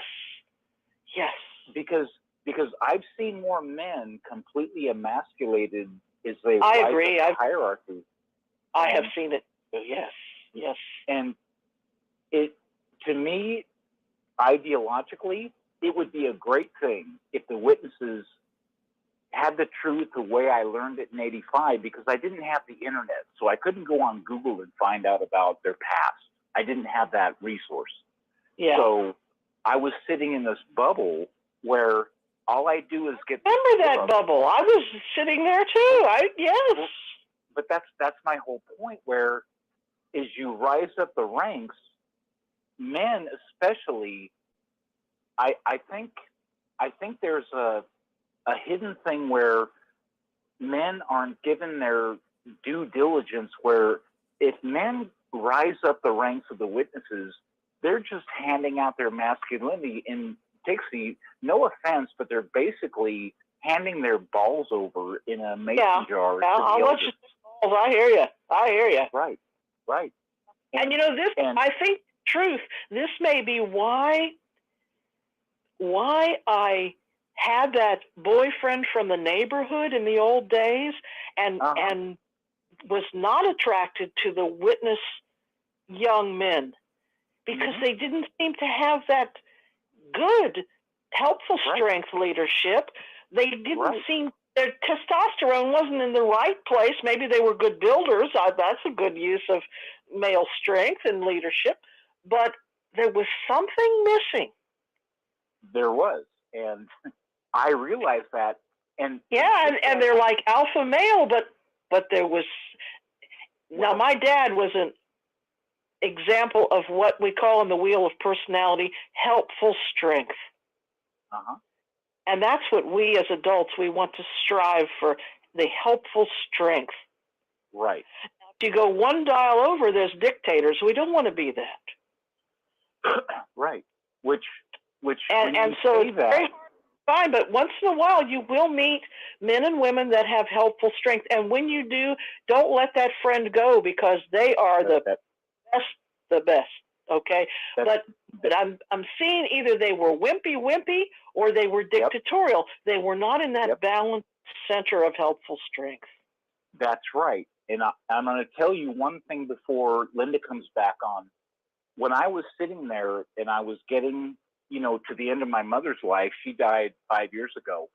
I had great conversations because her dad was a boarding school director and just the most gentle, tall. This man could sit down and have a conversation with you and quote Walt Whitman like James Garner in The Notebook and just leave you just hanging for more. You got to love this. Said, absolutely, because he would give little nuggets of truth. He knew I was going through things in my life, becoming a witness, being married and all this stuff, but he just had enough wisdom to just say, I'm going to give you some nuggets. And at the end of the rainbow, I'm finding out who meant something and why. And to me, it's a beautiful thing because for a tall man to be 6'5" and to not be belligerent, not be violent. Usually they're gentle giants. All people are usually the gentle giants. That's often the case. But just to quote a beautiful poem, and to this day, my favorite poem is If by Rudyard Kipling, where he talks about what it really means to be a confident person. Yeah, it's a beautiful poem. But it is. But I look back on my life and I think about, okay, being a witness, being an ex-witness, and and I'll be the first to admit, when I was an ex-witness, I overcompensated. I think we all need to talk about the notion of being. Right. Because they tried to say, well, you're human creatures. You're not human beings. I don't remember what year that was, but that was a stupid thing. I knew that wasn't grammar. The thing that saved me was grammar, okay, because my little town had wonderful grammar teachers. But I just heard you say a phrase that I've used myself in the past, being a witness. Now, they really have, they had you by the balls there, if I can use the male expression. Right. Being a witness. No, you're always being a human being. But they had us so hoodwinked that they didn't want us to say human being. They didn't want us to, there's a lot of things they didn't want us to do that were perfectly fine to do and perfectly legal and perfectly admirable to do. So just the way they hoodwinked us with words, being a witness. No, the Jehovah's Witnesses are a religion. Right. Now, if a person's a Jewish person, they may have a genetic link to a tribe or something. But if a person's an Episcopalian, they're not. Are they being an Episcopalian? No, they're a member of the church. Okay, they're a member of a church, and so they had us being something that we're genetically not linked into, because that's not our being. Right.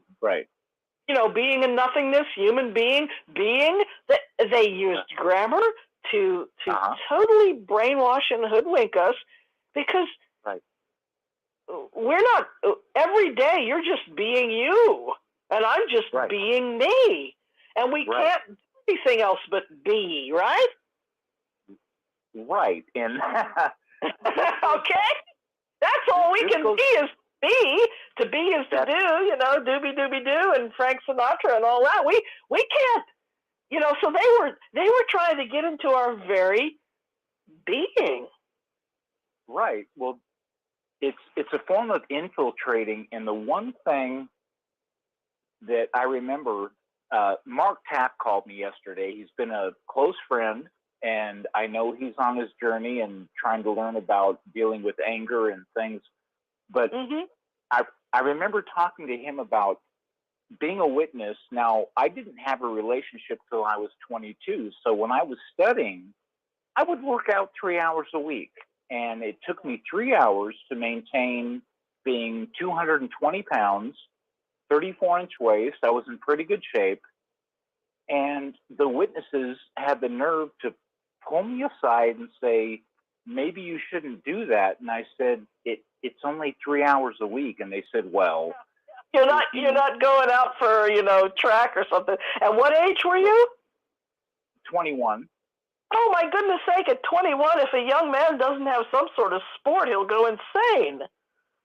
Right, but the point I was getting at was this, where the elders actually took me aside and said, working out 3 hours a week made me more susceptible to sexual immorality. And the one thing I learned... No, actually it makes, well, if I could get medical with, actually it makes you less, and that's why the monks always play basketball and stuff. I mean, let's get medical and real here, okay? That's a scientific fact. And that's why all the young priests and Buddhist monks and all, it's funny, to see them, but that's why they got basketball. Right, but I remember talking to the elders and saying, okay. I don't want to get angry at you, and I don't want to get angry at all. I don't even want to get my pressure up this early in the morning. But make it humorous instead of anger. It's ludicrous. That very, and the one thing I brought out was, okay, brothers, if you're going to tell me I can't work out for 3 hours a week just because it makes me feel better, and if I wake up in the morning and I'm 6'2", 220, and I feel good and look good, I said, how many brothers have been disfellowshipped that weighed 165 and were pudgy and maybe got disfellowship for having sex with a not so attractive sister? I said, no offense, but isn't that the ratio you see? And they said, yeah. Or maybe they need a little gym time and some nutrition. Maybe they're such a pencil neck geek they need to bulk up there. Well, right. But I know how boys are. My whole point is the witnesses seem to, the minute you got to a point where you either read books they didn't understand or got into Did I tell you about the brother that told me that? I got to tell you this one because I don't like to repeat stories, but my World War II aunt visited me. She lived a good long life. She was visiting from far away with her husband, and they'd been married for more than 60 years. And we got her in touch with her friends that they had before they were married in the 1940s time. Right. And that couple was still around. And they had both converted to being witness couples, but they were World War II couples. Right. So they came to my house. I had a lovely dinner party for them, and they talked about old times and everything. And of course, since they're all witnesses, we put the Bible on the table, and I had some kind of question about life or death or something, and where's that scripture? And the brother was very high up he did PR for all the conventions in the big cities, or at least one big city. And he says to me, did you take calculus in school? Now, I'm sure you I didn't excel in calculus, but I was very proud that I finally did pass it. So I said, well, yes, I did take calculus. He says, if you took calculus in college, he says, don't worry about that scripture or any of this Bible stuff. Right. Is that understand? Coming from this edacity? Okay. Whoa, at my kitchen table? Right. I think Linda's back in, which I think is fascinating because to me, taking calculus was just another step I had to take to get my degree, but I got through it. And to learn how to think, whether or not you're figuring out a calculus equation or applying that to the Bible, the witnesses don't want that because if you think too much, but all you're doing is saying, okay, if this calculus equation... He was saying that, basically he was implying they were looking for the C students. And he was implying that if you've gone to the calculus level, then you didn't even need to be a member. Right. Well, that's my whole point. Where mine too. But he was a PMO or maybe a true believer. He was supplying all the PR for the convention. This wasn't just some guy. Right, but you have to admit, Pixie, being PR at a witness convention involves a lot of politics and saying the right thing at the right time. That's what was so shocking to me. He's at the right place at the right time, telling me that. Well, but I'm surprised you said it even to a woman. And to a woman who did well in school, I might say. But not, I didn't do great in math. I mean, it was a great accomplishment for me to do that because I knew people that were A in calculus and I was not. But I did finish it. I did comprehend it. I did get through it with much difficulty. Right. Well, the one thing I learned about school is if you've gotten that far, don't worry about this stuff. Shocker, shocker, shocker. I know what you mean. Let me hear Chris say what. Pardon. Go ahead, Linda. Let me hear Chris finish what you were saying. Okay, I just wanted to make one point.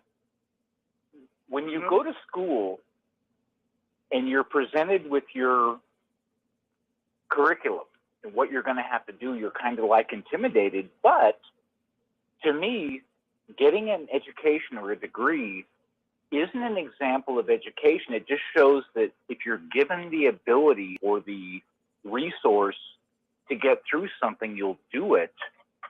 I'm not so much interested in how smart someone is. I'm more. Oh, I was A in everything else, Chris, except that calculus. I understand. But my whole point is, whether it's calculus, and I remember struggling through creative writing because. Well, I was A there. Right. I wasn't. Yeah, that was your calculus. I get it. Right. But my whole point is the ability to go into school and get a degree isn't based on how smart you are before you get there. It's just at least giving you the chance to have a goal and reach it and wake up one day and find out, okay, I got my degree. To me, that doesn't prove your worth. Your worth is proven by what you do after you get your degree. Your worth is actually proven because you're born here on Earth as a human being. Well, that's a whole other subject, Pixie. Whether you can pick up a pencil and write a beautiful story or do calculus, that's part of the game. And some of us excel in the game and some of us don't. But we're all worthy just because we are human beings. That's right. And the one thing I don't like about even educated people is they will look down on people that maybe don't have the same degree of education.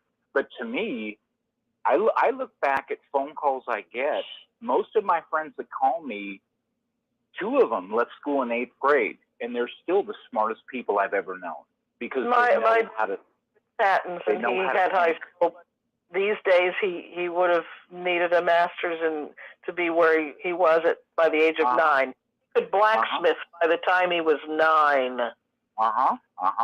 Okay, so there's a problem in our educational system that the children really aren't being applied to real practical wisdom. The witnesses have a partial point there. Some of us, though, should be lawyers, doctors, and so forth. They want everybody to be tradesmen, but they do have a point. This early tradesman thing is a good thing for most people to have. Yep. Exactly. And some people have, my family, some had 2 or 3 trades in the old times before they had a lot of television, before television was even invented and such. But there's certain people have certain gifts. And so it has to be tailored to what the person's gifts are. And the funny thing, when you get to the master's degree level and you take the test for that, they're testing you on how much memory retention you have for your early algebra and stuff. Right. They're giving you a test of way back. Like, do you remember this? It's like, are you still in the machine? Yeah. Right. Which only has enough value that you give it based on what you do after you get it. I kind of wish I could put in wells. I kind of wish I knew enough to be a plumber and put in wells. And I kind of wish I knew enough to just, set bones. I'm a person that wishes that everything was a little bit more practical all the way along. Right, which humankind has lost practicality. Yeah, unless you're a historic reenactor. But see, everybody wants to dumb us down, not just the churches, but right, that's right. a topic entirely. Yeah. No, but it's but I think all in all, when I look back at my life, my ex-wife, other people I've known that I haven't talked to for 20 years, I just want them to have the avenue to be as happy as they can be. I don't wish ill will on any witness I've ever known. No. I had something happen to me just today. I was thinking, well, would life have been different if I'd done a certain thing or been with a certain person? And that boyfriend that I keep telling Apostle Babe about, because she had a boyfriend too that disappeared when she was the boyfriend from my youth at the organization Hall, made us break up. Right. Yeah. Well, that boyfriend, I thought, well, where would I be? Well, I went back to the old neighborhood, and he's bought a property. I would have had a house in the old neighborhood. Right. Now, I wouldn't have had all the adventures that I've had. Right. But he wasn't the best student. He was a very good musician, but he had learning problems, reading problems, authority problems. He just prospered. You give a person long enough, if they've got enough will to, they'll prosper in their own way if they're a person with ambitions and dreams. Right. And so, here we are, both our age. I would have done all right either way. Right. So most of us, if we've got a little bit of gumption and a little bit of stick-to-itiveness, and we've got some dreams and goals, we'll do all right either way. Right. Exactly, which is something, when you look at what could have been, there's always that romantic thing where if you could have found the perfect woman and the ability to have the perfect kids, that's kind of arbitrary, because when you wake up at 53 or 63, you wake up, and if you like your life and you have a good partner. I don't have the partner or the kids, but I'm happy. But you know my point. If I'd had the perfect guy that got away, right, I would have been happy there too, but I would have been happy in a different way. But the fact that the witness people were telling me, oh, he's such a failure, you don't want that guy, blah, blah, blah, blah. And I'm like, he has tremendous musical talent. He bought a suit to come to a church service of a religion that isn't even his, and you didn't even thank him. Right. And I had a little town that would have been supportive of that marriage. Sure. The rest of the town would have come out for it, even if the witnesses didn't. Yeah. Yeah, which is the irony. When I look back at being a witness and I think about different people I've known throughout the years, and by the way, I'm still friends with 3 of them. Yeah. Some of them I hear you. had a phenomenal knack for not musical art, but visual art and writing and poetry. And I'm still friends with them, and I get little knickknacks about things they share with me, and I'm like, holy moly. And I think, what a shame that wasn't encouraged to be developed. Well, you know where I'm at this week. I'm no longer going to set other people straight. Right. We've all got our path, and when we're in Witland, we're taught that it's our duty, moral obligation, and, damn it all, if we don't, convert the neighbor to our little belief. Okay, and this is what we gotta do. And we learn this from a very huge. We learn this from the indoctrination. Yes. Yeah. Well, I don't need to set anybody straight anymore. I don't need to convert my neighbor, my auntie, myself, anybody. I don't need to. And man, it took me 6 decades to know this. Right, which is one thing I've noticed, and I've been guilty of this as anyone else. It took me 6 decades to know being a witness, you have this, which is one thing I've noticed, and I've been guilty of this as anyone else. It took me 6 decades to know this. I have no idea why this belief is happening, but it's happening. And I've been guilty of this as anyone else. I'm hearing echo in the phone. Oh, it's serious. Yeah, I'm hearing echoing. I'm gonna hang up. I'll back. Okay. So someone might have an extra window open. Hold on. Let me try this. Okay. So someone might have an extra window open. Hold on. Let me try this. Wow. So someone might have an extra window open.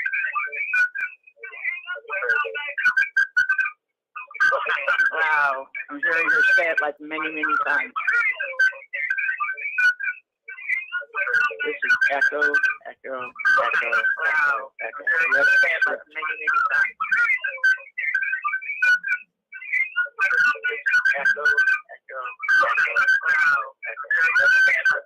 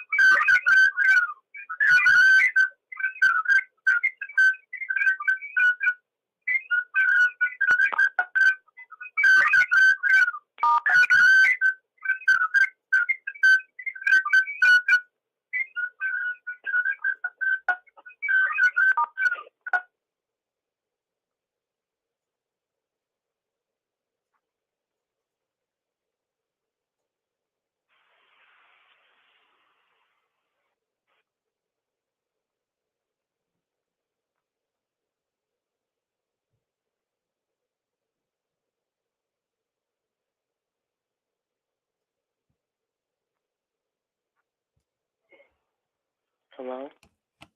Hello?